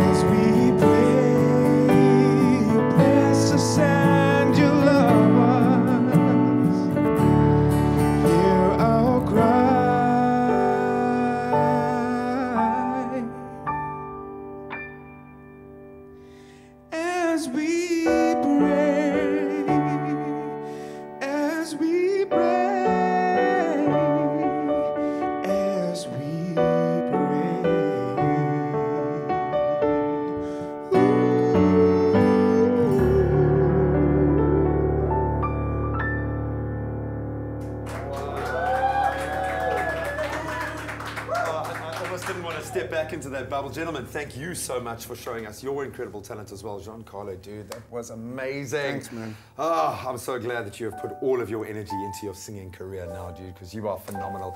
You can let us know what you thought of that performance. Were you transported? Let us know on our Expresso Morning Show Facebook page. Baie dankie Graham. Kom ons kyk na jou nuushooftrek op jou goedvoel ontbytprogram vir 'n laaste keertjie vanoggend. In jou nasionale nuus, die speaker van die nasionale vergadering, Baleka Mbete, het bekend gemaak dat die staatsrede uitgestel is. Die staatsrede sou môre plaasgevind het, maar is nou onbepaald tot 'n latere datum uitgestel. Mbete het gesê vrese vir 'n herhaling van die gebeure tydens die lewering van die staatsrede in die verlede het tot die besluit bygedra. Dan die mededingingskommissie het tentatief voorgestel dat skole hulle eksklusiewe kontrakte verminder sodat ander voorsieners van skooluniforms ook die mark kan betree. Verskeie klagtes oor buitensporige hoë pryse en anti-mededingingsoptrede het tot die voorstel aanleiding gegee. Tydens die kommissie se deurlopende ondersoek na die bedryf wat sowat rond 10 biljoen rand is daar wel oor sommige aanvanklike aanbevelings ooreengekom. Die kommissie sal in die komende weke 'n verslag uitbring. In jou internasionale nuus vanoggend in die Maldives is die hoofregter Abdullah Saeed en nog 'n Hooggeregshofregter in hegtenis geneem nadat veiligheidsmagte die Hooggeregshof bestorm het. Vroeër het president Abdullah Yamin 'n noodtoestand afgekondig. Sake is op die spits gedryf met Yamin wat geweier het om aan die hof se bevel te voldoen dat politieke afvalliges vrygelaat word. Amerika het die stap ten sterkste afgekeur en verskeie ander lande het ook teen besoeke aan die vakansieparadys gewaarsku. En ten slotte, verteenwoordigers van die Verenigde Nasies, die VN in Sirië, het 'n beroep om 'n maandlange staking van vyandelikhede gedoen wat hulpverlening en die vervoer van siektes en gewondes dan moontlik sal maak. 'n Verklaring deur die VN se plaaslike humanitêre koördineerder en ander verteenwoordigers van die VN beskryf die situasie as haglik. Hulle meen die gevolge van die humanitêre krisis in verskeie dele van die land kan katastrofies wees. En dit was jou nuushooftrek op jou goedvoel ontbytprogram vir jou Woensdagoggend.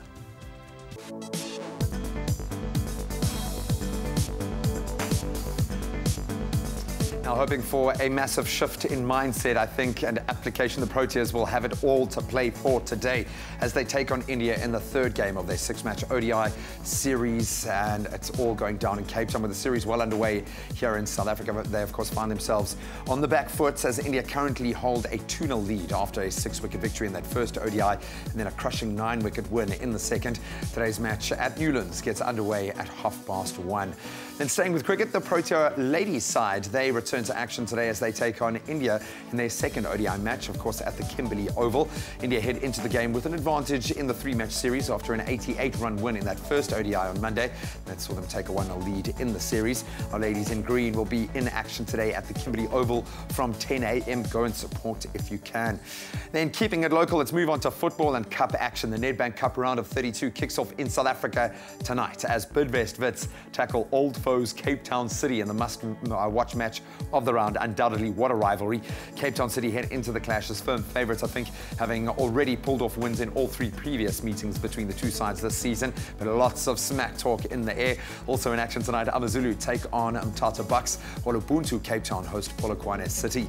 Then let's stay with Cup action as we move a little further afield. Huddersfield, Swansea and Rochdale all secured their place in the 5th round of the oldest club competition, the FA Cup, last night. It was after victories in their 4th round replays. Swansea showed their dominance as they brushed aside Notts Country by 8 goals to 1, while elsewhere Huddersfield beat Birmingham 4-1 and Rochdale downed Millwall by a goal to 0. Then the FA Cup 4th round continues tonight as Tottenham face Newport County. And that's a wrap of your sport for this morning.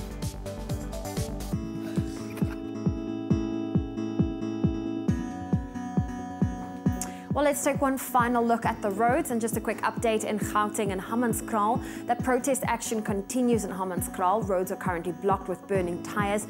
Please plan your route to avoid that area.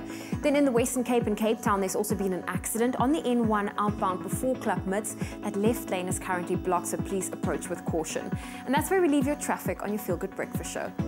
Let's quickly take a last look at your weather on your Feel Good Breakfast Show for your Wednesday morning, and maximums in the high 20s across most parts of the country. However, still very hot in Springbok and Uppington, reaching well into the 30s for your Wednesday. Your temperatures for last time today: Polokwane 17.28, Mbombela 18.28, Pretoria 17.27, Johannesburg 16.25, Mahikeng 18.30, Klerksdorp 17.28, Kimberley 17.29, Bloemfontein 15.26, Richards Bay 21 minimum with the maximum 28 degrees, Pietermaritzburg 16.27, Durban 21.27, Mthatha 15.23, East London 20.24, Cradock starting off on 14 with the maximum 30, Port Elizabeth 20 and a high of 25 degrees, George 18.23, Sutherland 16 minimum with the maximum 30, Cape Town 18.28, Worcester 18.34, Springbok 20.35 late on today, Uppington also very hot 23 minimum with the maximum of 36 degrees. And that's a wrap of your weather. Also remember, with regards to your water, save as much as you can, especially if you're down in Cape Town. Let's push back day 0 together. Buy a Tropica, follow the entry details on the pack, and you could win the grand prize of a Kia Picanto. For competition T's and C's, visit tropica.co.za. Oh, well, it's time for us to head to social media. We need to find out the answer to our emoji charades game this morning. I'm going to give you 2 very incorrect answers. Somebody said it's a movie about 2 fists hitting a panther.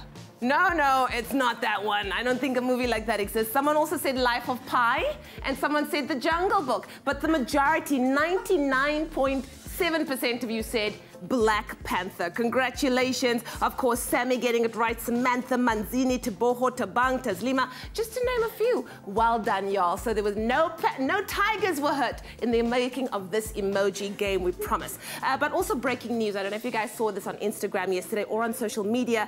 Kylie Jenner has revealed the name of her baby, and it is none other than Stormy. But I love what people are busy saying here. I saw a really cool one. They said, Ashley Lehman says, Chicago weather report, of course, Kim's latest baby. Clouds coming in from the north, her eldest, will make it rain, Courtney's son. This is a dream. Rob Kardashian's daughter, it's going to get stormy. Hashtag Kylie Jenner. I love people. People are really creative. Of course, that's happening on social media. Go check out Kylie Jenner and hashtag Stormy.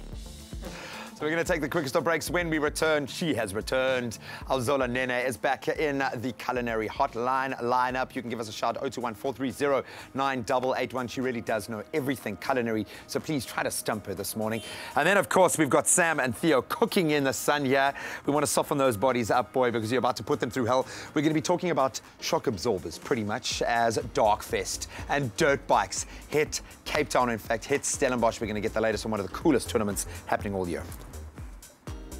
Every morning on Expresso, we bring you the best in feel-good entertainment and awesome moments to start your day with a smile. A lot of people would be like, my marriage or a cheeseburger. I'll take the cheeseburger. You never say you take the cheeseburger in front of your wife.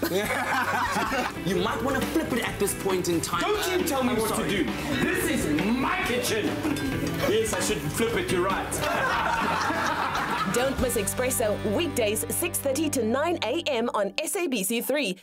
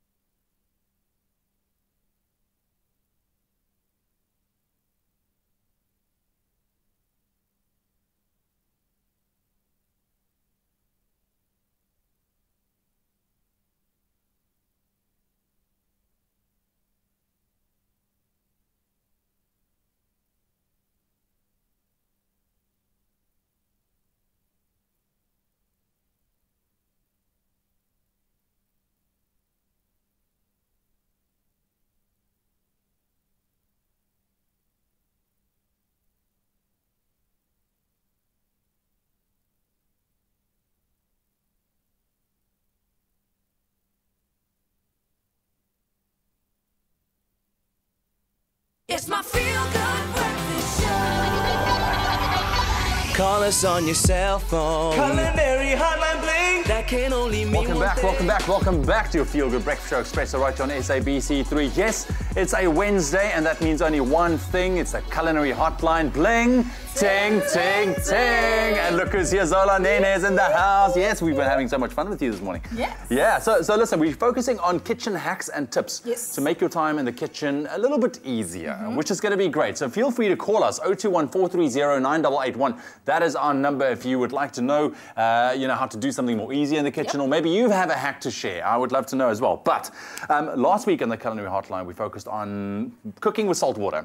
Yeah. Okay, seawater. Yes. Yes, funny. So we got a lot of seawater, but it raised a lot of questions, especially on our Facebook page, and I'm going to ask you some of them, Zola. Mashinter Cafe, if I'm saying that right, asked there this. As for baking, you need water to wash the bowls after mixing. So what can you do to save water by not having to use a lot of water to clean the bowls and whenever I will be using it? Okay, so basically just with regards to the whole drought issue and water. Absolutely. So you've just got to be mindful and very systematic in the way that you do things, because you're obviously trying to save water. So, for example, if you've got to whisk egg whites and then still make batter, why not use the same bowl to whisk the egg whites, and then use the same bowl again to mix everything together. So just try to use the same bowl more than once. Okay. Do you know what I mean? I like so that. check your processes and see where you don't necessarily have to weigh things out separately. So maybe use the same bowl, keep it on the scale, zero the scale, and keep adding to the same bowl. That'll minimize.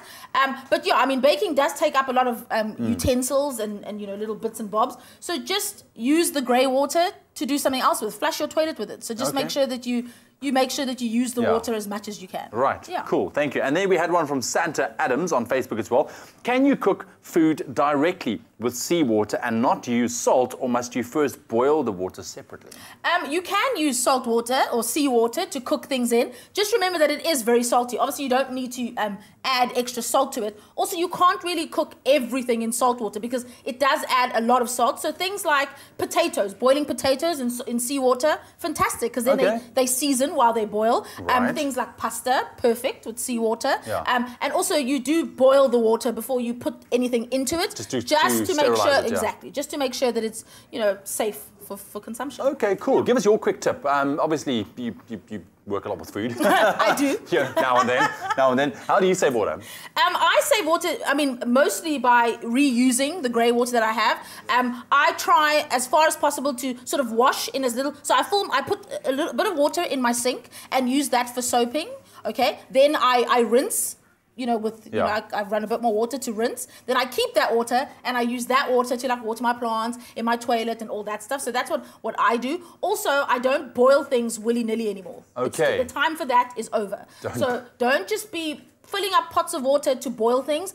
Use other cooking methods. So I never boil a potato anymore. I roast my potatoes. Okay. Even for mashed potato, use jacket potatoes in the oven, then scrape it out and do it that way. Eggs, don't poach eggs anymore. Fried eggs. Don't boil eggs anymore. It's a mindset. We all have to do the little bit that we can. Getting back to that, you can boil eggs, though, in salt water. You can boil eggs in salt water. And it'll actually help the shell come off nicely, as far as I know. It will, because it makes it more porous. You see now, I know something. It's amazing. The Culinary Hotline will continue with Zola Nene in just a bit. Oh, man, so I'm having a great time connecting with these two gents ahead of what promises to be one of the coolest events, I think, on the yearly calendar. Stellenbosch will become home to the world's greatest dirt free rides as Darkfest makes its return to South African shores, or at least to the winelands. We're going to see some fearless, crazy, insane, possibly, riders take on some of the meanest jumps you have ever seen. And I've got two of those crazy people right here. I'm talking to Sam Reynolds, one of the professional riders and part organizers, I think just community builders in the sport here. And then Theo Erlington, who's, of course, more comfortable on the downhill track, but just couldn't resist the urge to get out here. And then we've got the real hero of the show, one of the bikes that is going to be hopefully still intact by the end of the weekend. Guys, thank you so much for joining us. This is such a cool event. Sam, maybe as someone who's got a bit more of a long-term connection to it, what is Darkfest? What is it all about, and why has this created so much excitement? Well, basically, Darkfest is, like you said, us on our mountain bikes, building the biggest jumps possible to jump, a bit of experimenting, if you like. There's some of the biggest jumps ever been built, and basically we build them and we try and ride them and make a video and a bit of a show. Why do this, dude? Were organizers not giving you enough death-defying opportunities? Why take it to this degree? Honestly, you hit the nail on the head. Yeah, I've ridden contests on the World Tour for 5 to 10 years, and I kind of outgrew the courses almost, and knew we could do a better job and make bigger jumps, and that's exactly what we did. Oh man, I think your adrenal gland just got completely overstimulated. Now you just sit. I'd love to take your heart rate right now. Theo, you're still relatively new to the sport, a youngster. You're more comfortable, I would say, on the downhill track. What's wrong with you, man? Why are you doing this, dude? What drew you to the event? I can't say no to a good time. Like the jumps are like, as you said, the adrenaline you get when you hit those jumps is just insane. Like you don't get a better feeling than that. So. Yeah, just chasing good times, eh? Because ultimately, you guys are all riders. You've done downhill, you've done some big jumps. It's all about getting on the bike and experiencing something for the first time. This is one of the bikes that I assume is ready. I'm just seeing shots, dude. It's an actual bike. Yeah, it's still dirty from last night's session. Sorry, man. Sorry, baby. How do you prepare a bike for the kind of... What sort of heights are you reaching? Well, we got one jump which is almost 100 foot long. It's a 90-foot long jump. I don't know if you do meters or feet here. But basically we're riding we adapt a downhill race bike, and we add on much harder suspension. That's a 1,000-pound spring in there. Wow. We pump them out. We've got really big knobbly tires, you can see, big brakes to stop in case it all goes wrong. And yeah, it's just super strong, super burly, and can handle those big impacts on the big jumps. How do you treat something like this? Are there tricks that you've never done before that you're hoping the adrenaline is going to allow you to do? What do you want to get out of this showpiece, man? Yeah, just basically ride with these guys. It's having such a good time. Yeah, we actually stumbled across Theo. Like we have like sort of 10 riders we invite from around the world who can hit the jumps this big kind of. And we kind of just went for a ride with Theo, local guy. He's a crazy boy. And, he came, wanted to come help build, which is always a cool thing to help out, and he ended up hitting the jumps and handling them pretty good. So now he's kind of joined the crew. The brotherhood, man. Yeah. We apologise in advance to your sponsors for the bikes that are going to have to be fixed, man. How very quickly, how do we get to the event? What's the deal? We've actually got an Instagram page and Facebook page. If you search for Darkfest, it's a Facebook. We've made an event, and there's links to how you can buy tickets there and come along and check it out. Darkfest going down in Stellenbosch on Hellsend Dirt Compound. I mean, come on. So, gentlemen, we actually prepared a little jump for you off the balcony here onto the street, but no, I'm kidding. But this is pretty much how high some of those jumps are going to be. So go out and support some of the best riders in the world. All right, back in the kitchen with the lovely Zola. Did you? No, I was scratching. Just scratching my lip. Sorry. Okay, you're going to be always ready, Zola. Sorry. It's live TV. The Culinary hotline bling, ting, ting, ting. Yes, Zola's excited for it. We are excited for it. Give us a call, 021-430-9881. That's our number. You can call us live. We're talking about kitchen hacks and tips to make your time spent in the kitchen just a little bit easier. Zola Nene is here with a wealth of knowledge. We love it. So let's start. Kitchen utensils. Yes. What are some of the most kind of essential utensils you need to have in your kitchen? Okay, so the basics that you definitely need is a really great and sturdy chef's knife. Right. Okay, so you need that. That's going to do your general chopping. That'll also hack into bones, like this edge of it as well. You'll be able to sort of, and it's got a good weight on it. So just make sure it doesn't necessarily have to be very long. Yeah. But as long as it's comfortable in your hand. I mean, you could have a chef's knife that's that short if that's you're more comfortable with it. But it's got to be weighty and you've got to exactly sturdy. Yeah. Okay. Then you also want a paring knife. Right. Also for peeling things, for chopping little fine things as well. You need that. And then also just a bread knife is essential. Or serrated knife. Yes. This not only do you use it for bread and for cutting cakes, etc., but this is a great one to cut tomatoes because often a paring knife or a chef's knife is a bit tricky because the skin's really thick. So these are the 3 knives that you need essentially. This is just like a variation, a longer one. So that's not completely necessary. Okay. And then for baking purposes, always a whisk. Yep. You need one of those. A wooden spoon, good old friend, your mom will tell you, and your grandmother. A spatula or a palette knife is always really great. This you can use to obviously ice the cakes. You could even use this instead of an egg lifter. You could lift your eggs with it, lift steaks with it, lift burgers with it, lift whatever you want. Pretty much whatever you want. Yeah. And then always a sturdy pair of tongs as well. Look, man, you're not South African if you don't have one of these in the kitchen. I'm just saying. That much is true. I'm just saying. That Yes, much is and true. she agrees. Okay, cool. So those are some of the essential utensils. Let's talk kind of machines, food processors, mixers, those kind of things. We use it. We've got a beautiful one here. It is a beauty. It's a beauty. I can see you two have a very special relationship. But if you don't have any of these kind of machines at home, what are some of the alternative methods if you are baking or if you're doing things? So if you don't have the luxury of having a machine, and not everyone does, listen, my grandmother used to bake not without a machine. So all you need is some elbow grease, a machine such as Ewan, a whisk, and a wooden spoon. Okay. That's it. So anything that this machine can do, you can do either by hand. So it usually comes with, like a different attachments. Yeah. A whisk attachment, so you can obviously use a whisk, a wooden spoon for mixing, like with the K beater. And it also comes with like a dough hook. And of course, you could use your hand and some elbow grease. So you don't necessarily need a fancy machine to be able to bake amazing things. You know, if it was me, I'll start innovating. It's like, okay, what's in the garage? I need to do this cake now. So what's in the garage? A drill. A drill and something I'm sure you can run. But listen, I want to know from you, what is your must-have kitchen utensil or gadget, all right, that you absolutely swear by in your kitchen that you can't live without? 021-430-9881. All right, we'll be back with the Culinary Hotline bling. Zing, zing, zing. Okay, we had a call from Pat. I've just been telling yes. All right. So wait, I'm getting info. Oh, okay. Okay. Oh, Pat's talking to you. Tips on how to do a chiffon cake. Oh, okay. Chiffon cake is one of those cakes that Paul. rises. Oh, okay.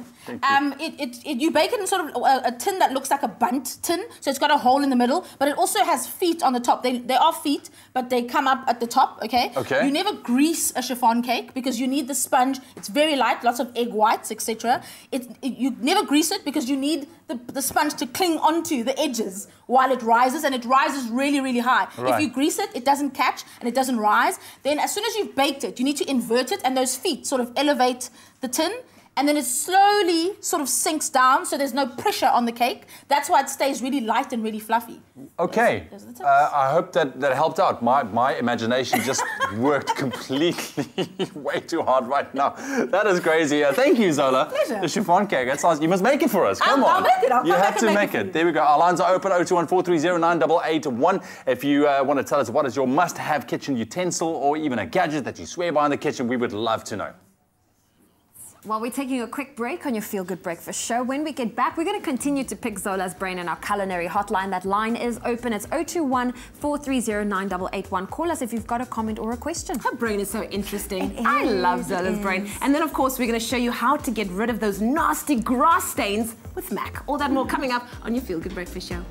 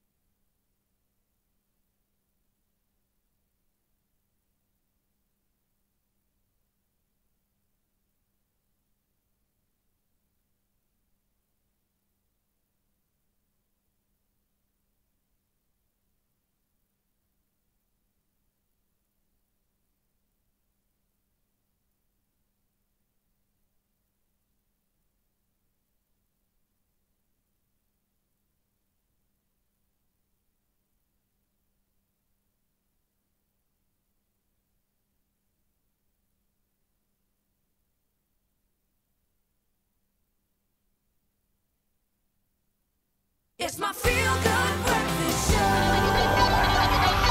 Call us on your cell phone. Culinary hotline bling. That can only mean one thing. Yes. Welcome back. You're tuned into the Culinary hotline bling. Ting.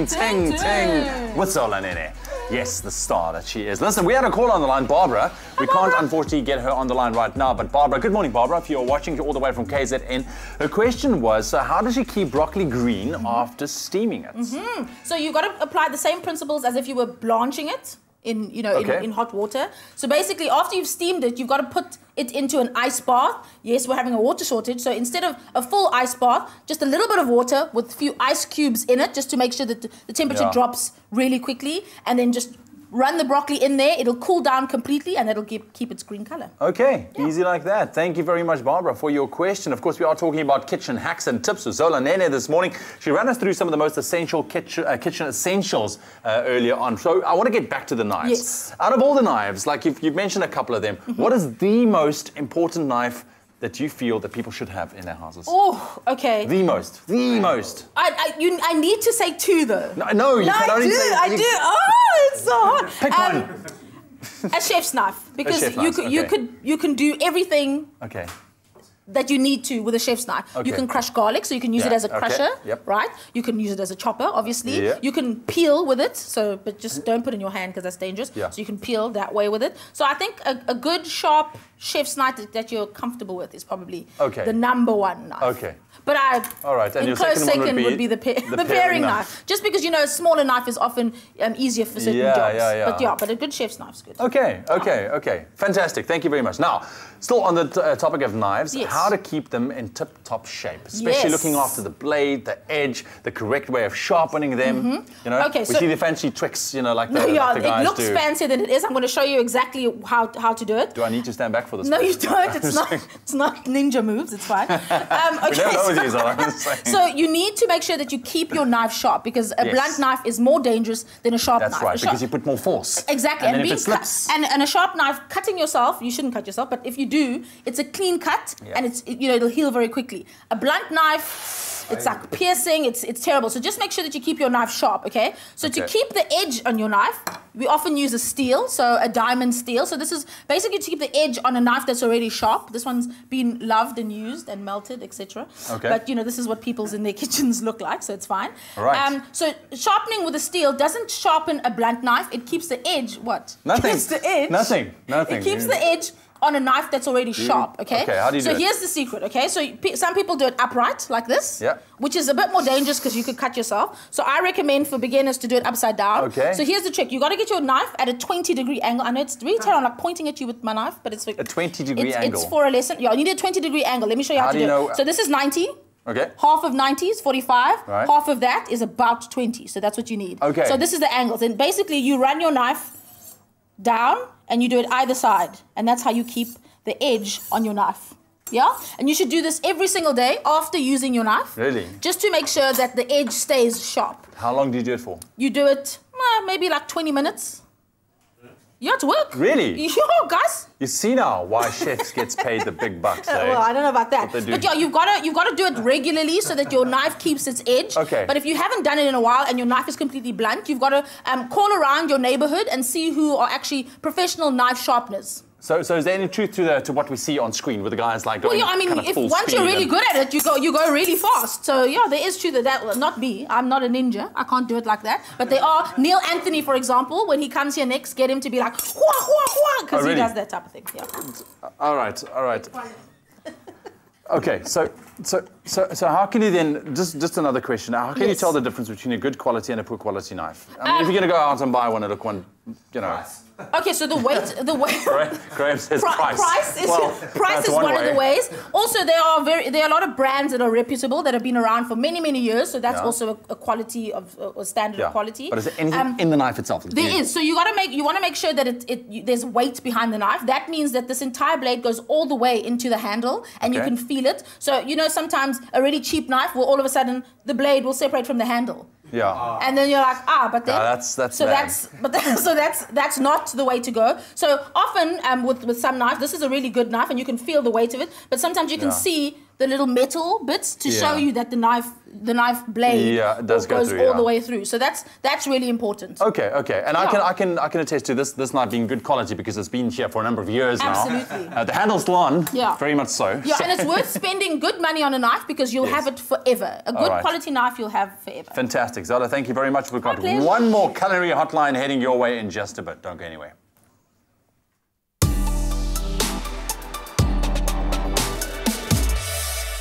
Edgy stuff. Oh, my word. I didn't realise how much I've missed our Zola. Man, so good to have her back. But it is a Wednesday, lest we forget. It's wash day with Mac, and school is properly back in session, and summer sports are in play. Being outdoors is great, but the grass stains from being outside really aren't. So not to fear, we have some stain removal tips to share. Exactly. Now, did you know that grass stains are a mixture of proteins and chlorophyll? Now, chlorophyll is a dye stain, and these stains are the toughest stains to remove. That's why grass is very good at dyeing clothing. But sadly, you cannot really prevent grass stains unless you avoid grass altogether. But if you treat them the right way, there's less of a chance that it will dye the fabric, making the stain easier to remove. So this is how we go about cleaning. First, you pre-treat the stain with a paste. Make a nice paste of washing powder and water. Then we recommend using MAC hand washing powder because its high active formula works hard on tough stains. The enzymes in MAC also help to break down the protein in that stain and leave it for a few minutes, obviously, to soak. Then rub in a tub of cold water. We know that you're using less water when you're hand washing, and this really does work to hammer those greasy stains. A little water-wise tip when doing laundry is to match the water level to the size of the load. Don't use too much water or more than you need. And then, of course, make sure that you add the correct dosage of MAC hand powder in there. Then soak your clothing for a while. Afterwards, rinse your clothing thoroughly and repeat if the stain remains. And as a last resort, you can try sponging the stain in that area, rubbing it with a little bit of alcohol also helps to kind of release the chloroform in that stain, and obviously it can damage the pigmentation, so just be careful of that. And it's going to damage the clothing, the fabric itself, so treat lightly. But you can see I've had many grass stains in my life. Absolutely, especially this last weekend. Well, MAC makes your wash day a little easier, and we're making it easy for you to win a MAC hamper every week. Now, to stand a chance of winning, all you have to do is SMS that keyword MAC to 33728. SMSs are charged at R1.50. No free SMSs apply, and T's and C's can be found on expressoshow.com. This week's giveaway ends at midnight this Friday. I'm gonna let it shine. Let it shine. For brilliantly clean whites and colors, MAC makes it easy for you to shine. MAC, shine on. And here we go once again for the last time with your culinary hotline. Bling, ting, ting, ting. Zola Nene in the house. 021-430-9881. That's the number you need to call. We are sharing some interesting kitchen hacks and tips just to make your life in the kitchen a little bit easier. Yep. We are going to call on the line Colette from Millerton. Hello, Colette. Hi, it's Nicolette. Oh, Nicolette. Hi. Sorry, Nicolette. Good morning. How are you doing? Hi, Zola. Hi, Ewan. Hello. Do you have a question or a comment? Yes, I want to know, Zola, is there any specific utensil that I can use or can get in South Africa to cut a pineapple? Oh, that's a very... You mean besides the chef's knife? Besides a chef's knife? Okay. I would use a combination of a chef's knife and a paring knife, but I'm sure there is a gadget that sort of spirals around. So just look online, and there is a gadget, but if you do have a chef's knife and a paring knife, all you have to do is cut top and tail the pineapple, so cut the green, what is it? The spiky spike off, and then cut the bottom off, and then you lay it on the flat side, and then just run the knife down, not wasting too much. So cut the peel off, and then take your paring knife and sort of run those eyes run sort of spirally downwards on the. You can sort of pick them out like that, or you can actually just cut that way, and then just underneath it, and you'll get quite a few at the same time. Yeah, you get this groove in it. Yeah. Yeah. Right, Nicolette, good luck. Thank you very much for your question. Thank you. What is that pineapple thing? The spiky one. I don't know what it's called. Is it the leaves? The spikes? I don't know what they're called. Zola, oh, you kill me. You kill me. Listen. You know what I mean? Just on the note of pineapples, Yes. I'm sure you've seen as well, because when I was living in Thailand for a while, many years back, the way that they cut pineapples, I know. and so quick, Yeah. it's a skill. Yeah, It's and they ridiculous. actually keep the spiky on, and they do it Yes. upside down, and they're like, "Quah." But they're like so, that's crazy. Yeah. Listen, quickly, your go-to cake. Yes. If you want to impress, that's A go-to fail-proof. cake that you don't even need a recipe for. Just remember these rules: equal quantities of eggs, weigh them in the shell. So, say 500 grams of eggs, 500 grams of flour, 500 grams of butter, 500 grams of sugar. Put it all into a mixer, mix it all together thoroughly. You can then flavor it however you want. So lemon zest if you want a lemon cake, orange zest if you want an orange cake, vanilla if you want a vanilla cake. If you want a chocolate cake, you can take out about a quarter cup or 2 quarter cups, half a cup, of the flour and replace it with the cocoa powder. Also, use self-raising flour, and then you don't have to use baking powder. So you can either use self-raising powder or just add a teaspoon of baking powder. Okay. And that is a cake recipe is foolproof. Is that like you said pound cake? It's a pound cake. Pound cake. Absolutely. Absolutely. You can't go wrong with a pound cake. You can't go wrong with a pound cake. It's sturdy if you want to decorate it some way. You can then flavor it with the syrup if you want afterwards as well. You can ice it or frost it however you want. It's a never-fail cake. Okay, awesome. Thank you very much, Zola. Listen, we got another question. A question from a guy called Matthew. Hi, Matthew. He asked an interesting question. He's like, how can I get my eggs not to stick to my non-stick pan? Ask the manufacturer of the non-stick pan. No, I'm kidding.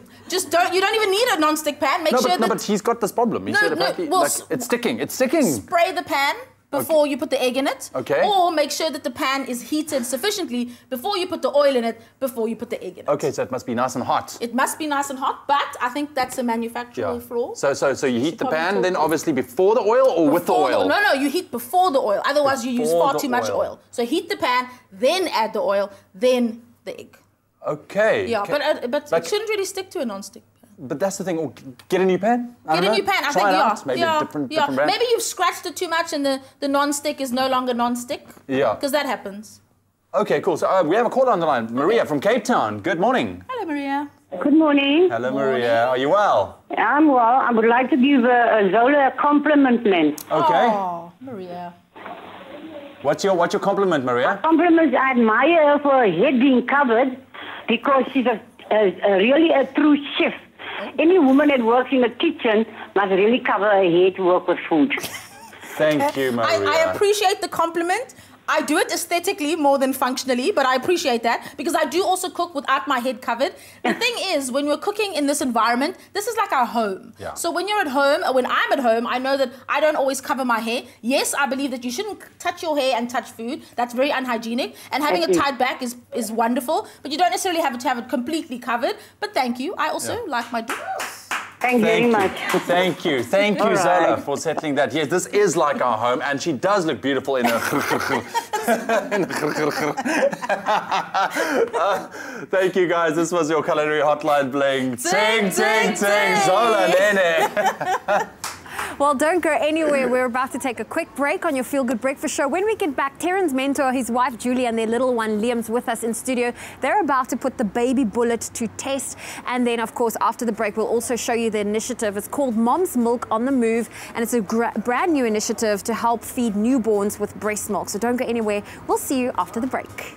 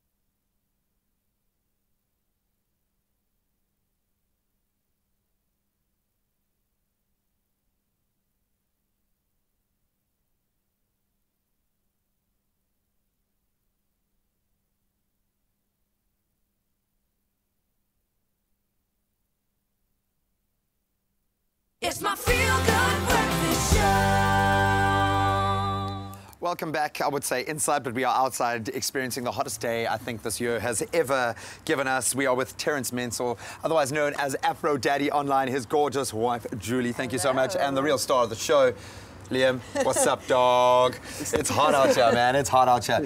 I love that connection. That connection that a mom and son share. Safety. Is something that a dad often, especially in the early years, it's tough to break in there, man. Totally. How have you gone about approaching that time? Why do you think it is so difficult for dads to bond with their little ones from the beginning?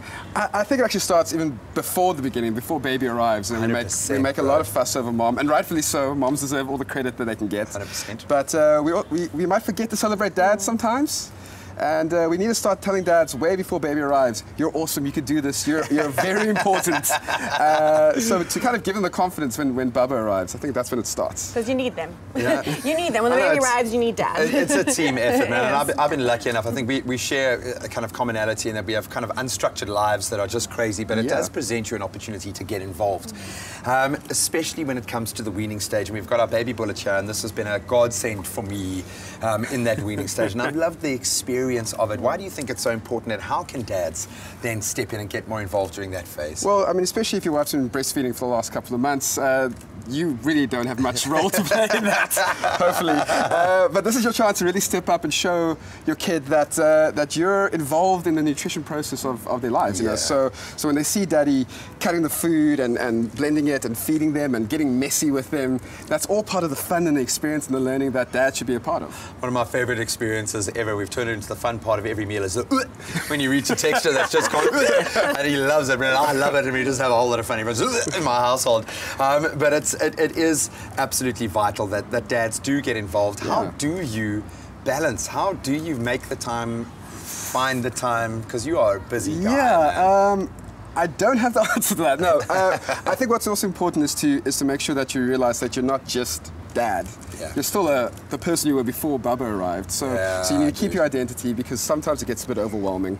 So make sure you have a date night occasionally. We have to remind ourselves about that. Find time to see your old friends. But then when you're at home with your kids, put the phone away, close the laptop, and just be with your kids. Just make sure that even if you have half an hour, make sure that that's really intense, focused half an hour of kiddie playtime. Yeah, and it's especially cool when you've got a boy. Hey, well, 2 boys. It's exhausting with 2 boys.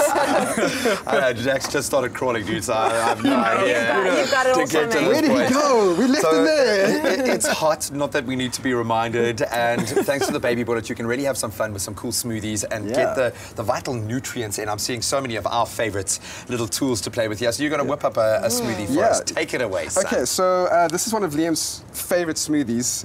He would tell you that if he wasn't completely shy right now. He wasn't in my shoulder. I mean, who would have thought that 2 million viewers would make you feel shy? Who would have shy with that? He gets it from his dad, clearly. But it's his favorite stuff. So it's strawberries and watermelon and yogurt and a little bit of lemon. He does like lemon, so we just... You haven't done lemon yet, because I'm just not horrible. So no, we're getting there, man. We're getting there. Kids actually like the sour experience. Yeah, but I love lemons, and he seems to be following in my footsteps. So we've got some lovely strawberries, some yogurt. It's really like, this is the great thing about these NutriBullets, is that just chuck everything in, man. I love the little baby bullet spatula that comes with it. I use it, and lest we forget the most important part, they've got faces, guys. They've got faces. Yeah. We were asked by Liam why the smiley face. It's like to make you happy. Yeah, man. Do you want to like that? No, for later. Okay, we'll keep that in reserve. In reserve. Gonna put a little bit of. Oh, in that his eye. Oh no! Substitution. We need a substitution. Dad comedy doesn't always work. And then it's really simple. Just click it in. Other fathers appreciate dad humor. Yeah, they all got that. And then you want to close your ears. You ready? You ready? You ready? 3, 2, 1. Lost it away. There we go. Wow. That is spectacular. There we go. We're going to pull some of that out. Easy pouring. And I love the fact, because we're also playing with textures now, so we use the milling blade a lot for grains, for different textures. Yeah, totally. And we like things chunky. Yeah. It's just a little bit. That's why I also love it chunky. It makes a wonderful sound, which you can just. You see, that's dad goals right there, man. Julie, maybe I can put this to you because it's something that Lindsay and I are really conscious of communicating and kind of telling each other when we're getting it right, and obviously when things are starting to come to bear. What does it mean having a dad that has chosen to actually incorporate it into his career? He's out there as a shining light to other dads, and I love following you, man. I love seeing what you're doing, which is really cool. What does it mean to you as mummy? Yeah, I think it's wonderful. You know, I mean, yeah. Look at that. Terrence really is my equal partner. We're a team. And I really feel like it's such a privilege to be able to experience that in our family, and I really am just so proud of him. You know, he really is passionate. He's genuinely passionate about fathers and about ensuring that fathers get to enjoy the special connection with their children. You know, they don't need to be excluded from it, they can enjoy it. And yeah, it's been an honor to co-parent with him. We don't get it right all the time. There's a fair bit of clashing of heads in our communication style. Statement of the week. But we're a work in progress, right? It's quite something when you see your children end up mimicking the less wonderful parts of you in their communication style. So we're working on it. But yeah, our boys give us lots of grace, and we try to extend grace to each other. Oh man, and he's a beautiful soul, man. You can see he's just a lovely, lovely boy. I've also seen it bring out the best in a lot of my mates, and I was waiting for that to happen to me, and I can undoubtedly say that I have the right boy for me, and it's brought out the best in me times 100. So thank you so much for sharing what you do every day online, and keep doing that. I think fathers out there really do need the support as well, and moms, you know how awesome you are. So guys, thank you so much for coming through, and have fun with your weaning. Get yourself a baby bullet and start experimenting with different textures, different flavors, and you can get the healthiest food in there in small batches in the right amounts. That really is a godsend.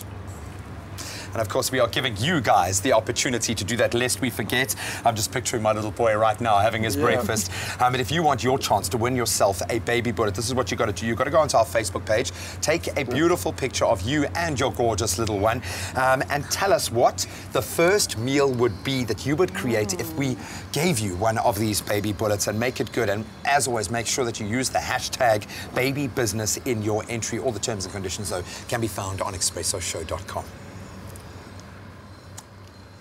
Thank you so much, Graham. Right now, onto something rather unique. Now, every mom wants to be the best for her new baby, and that often begins with the nutrition of breast milk. However, not every baby is born on time, and some arrive early, leading to a tough situation where baby needs breast milk, but mom just can't be there to provide it. Thankfully, an incredible initiative in Cape Town is already at work with a very awesome solution.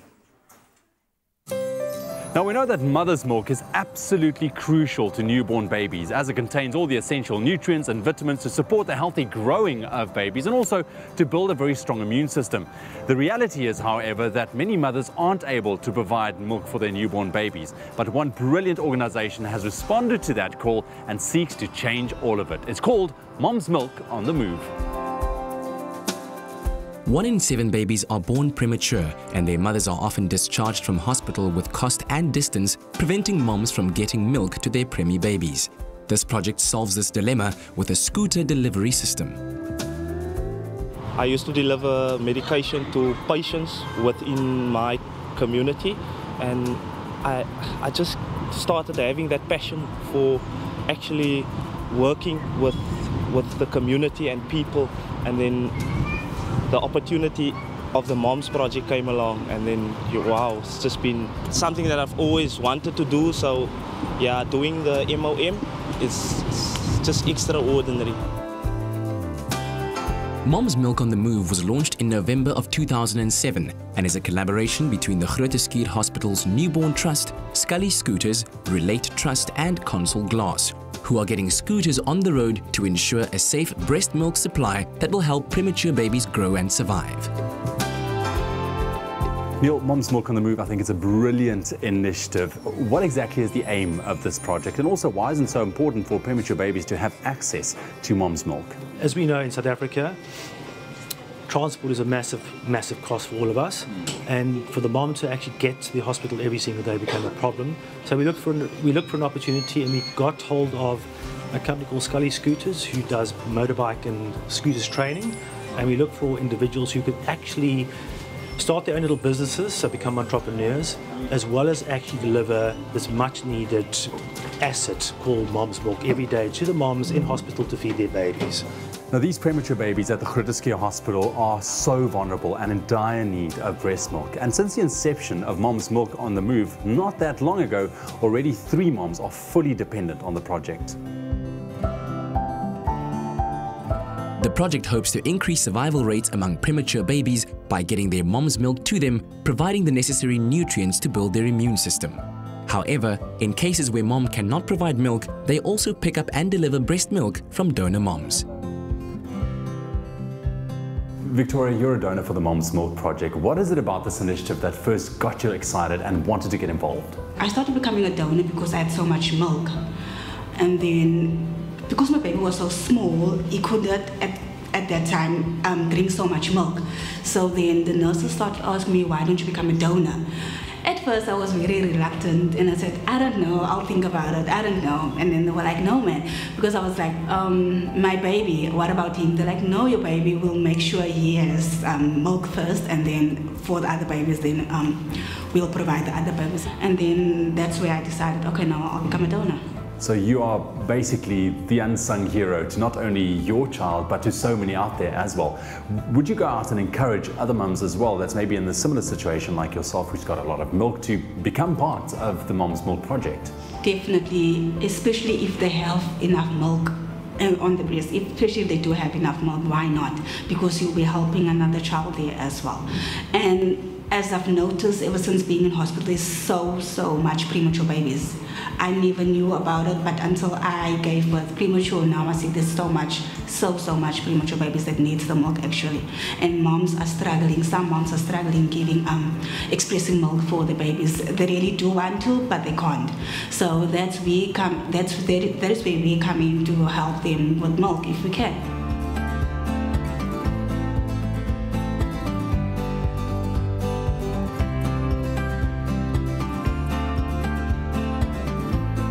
Just to see those babies in those incubators makes me feel that it's worthwhile doing what I'm doing, and I can even do more, you know, and just by saving one life, you know, it's just amazing.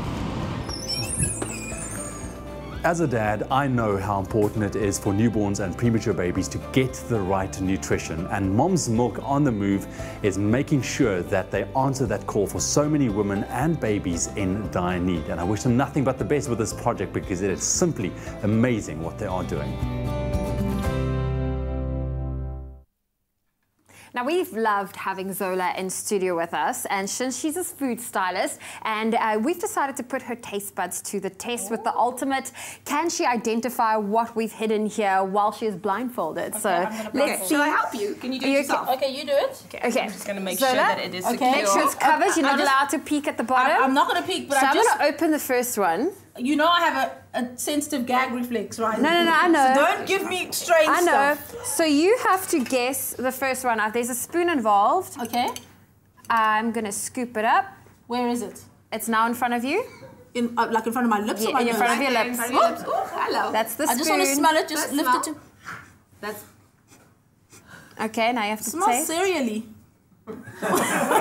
Where is it? You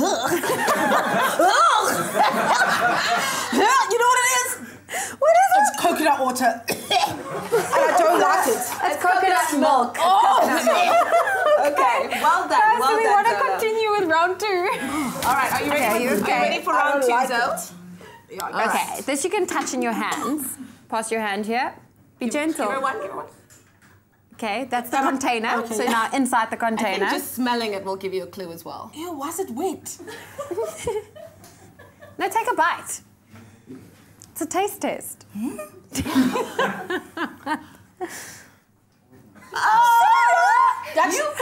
hate everything. That's a gooseberry. Okay, put it in here. I don't like them either. Okay, sure. Okay, we're getting it all wrong today. Do we want to make her try number 3? The final one. There's 2 of them. So the part, this is also a spoon-fed initiative. You need a moment. Okay, Zola, I'm going to put some on the spoon for you. I'm going to give you the spoon in your hand. Now, you need to smell, taste, and tell us exactly what's in there, but not just the generic form of it. The various ingredients that go into making This? There are Yes. a few ingredients in there, so you've got to So give you it have at to least, taste it. you've got to give it at It's a- least 3 ingredients that are in there. Ooh, so dressing of some sort. No, no, no. It smells a bit herby-like. What on earth is that? Take a bite, Zola. Take a bigger bite. Come on. Take more. Put Take it in more. there. There's a lot of ingredients in And there. that's scary because you can't see. Oh, it's guac. Yes. So what's inside? What can you Avocado. identify? Yes. Tomato. Yeah. There's a bit Yes. of onion in this one. Yes. What color onion? Red onion then, sorry. Yeah, red onion. Coriander, salt, pepper, lemon juice. You got all of it, but you added coriander. Well done. Well done. Well done. And then we have one more. Just one more one more. item for You're you. lying to- because I only saw 3 cloches. No, no, no. So there was 2 in the last one. Zoe. I'm gonna give me your hand. Zoe, don't do this. Come on. One last The one. 4th one. Paper. No, but you have to taste it. Just smell taste and it. eat it. Woo. Oh, it's fishy. Taste it. Taste the fishy paper. Tell us what it is. Is it nori? It's nori. It's not. Oh, it's not. Yeah. That is my feeling. Nori. Seaweed chips. Oh my goodness. We might have killed Zola. We apologize. Take it off. Take it off.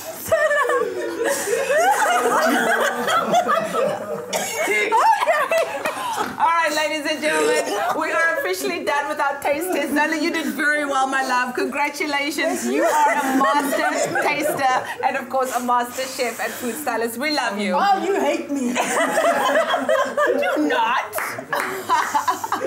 We'll be right back after the break. Zola needs to compose herself.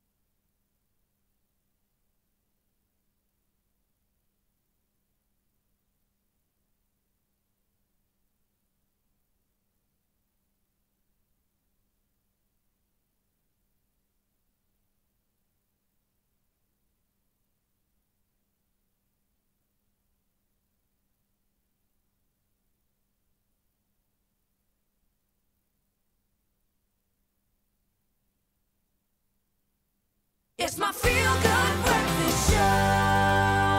Welcome back to your feel-good breakfast show. It's Expresso right here on SABC3. Now, this morning you can stand a chance of winning tickets to the special pre-release screening of 50 Shades Freed with New Metro. This highly anticipated movie sees billionaire Christian Grey and his new wife Anastasia fully embracing their inextricable connection and shared life of luxury.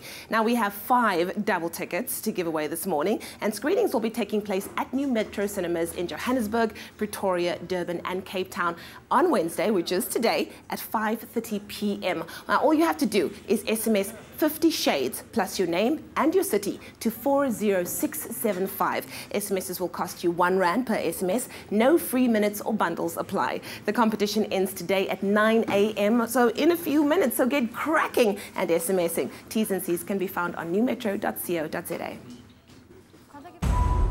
Christian Grey. Anastasia Steele.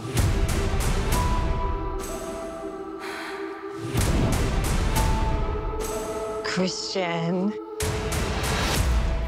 I suggest you keep your hands to yourself. Anna. You may call me Mrs. Grey. I made a vow to comfort you in times of need. I swore I'd keep you safe, and I will.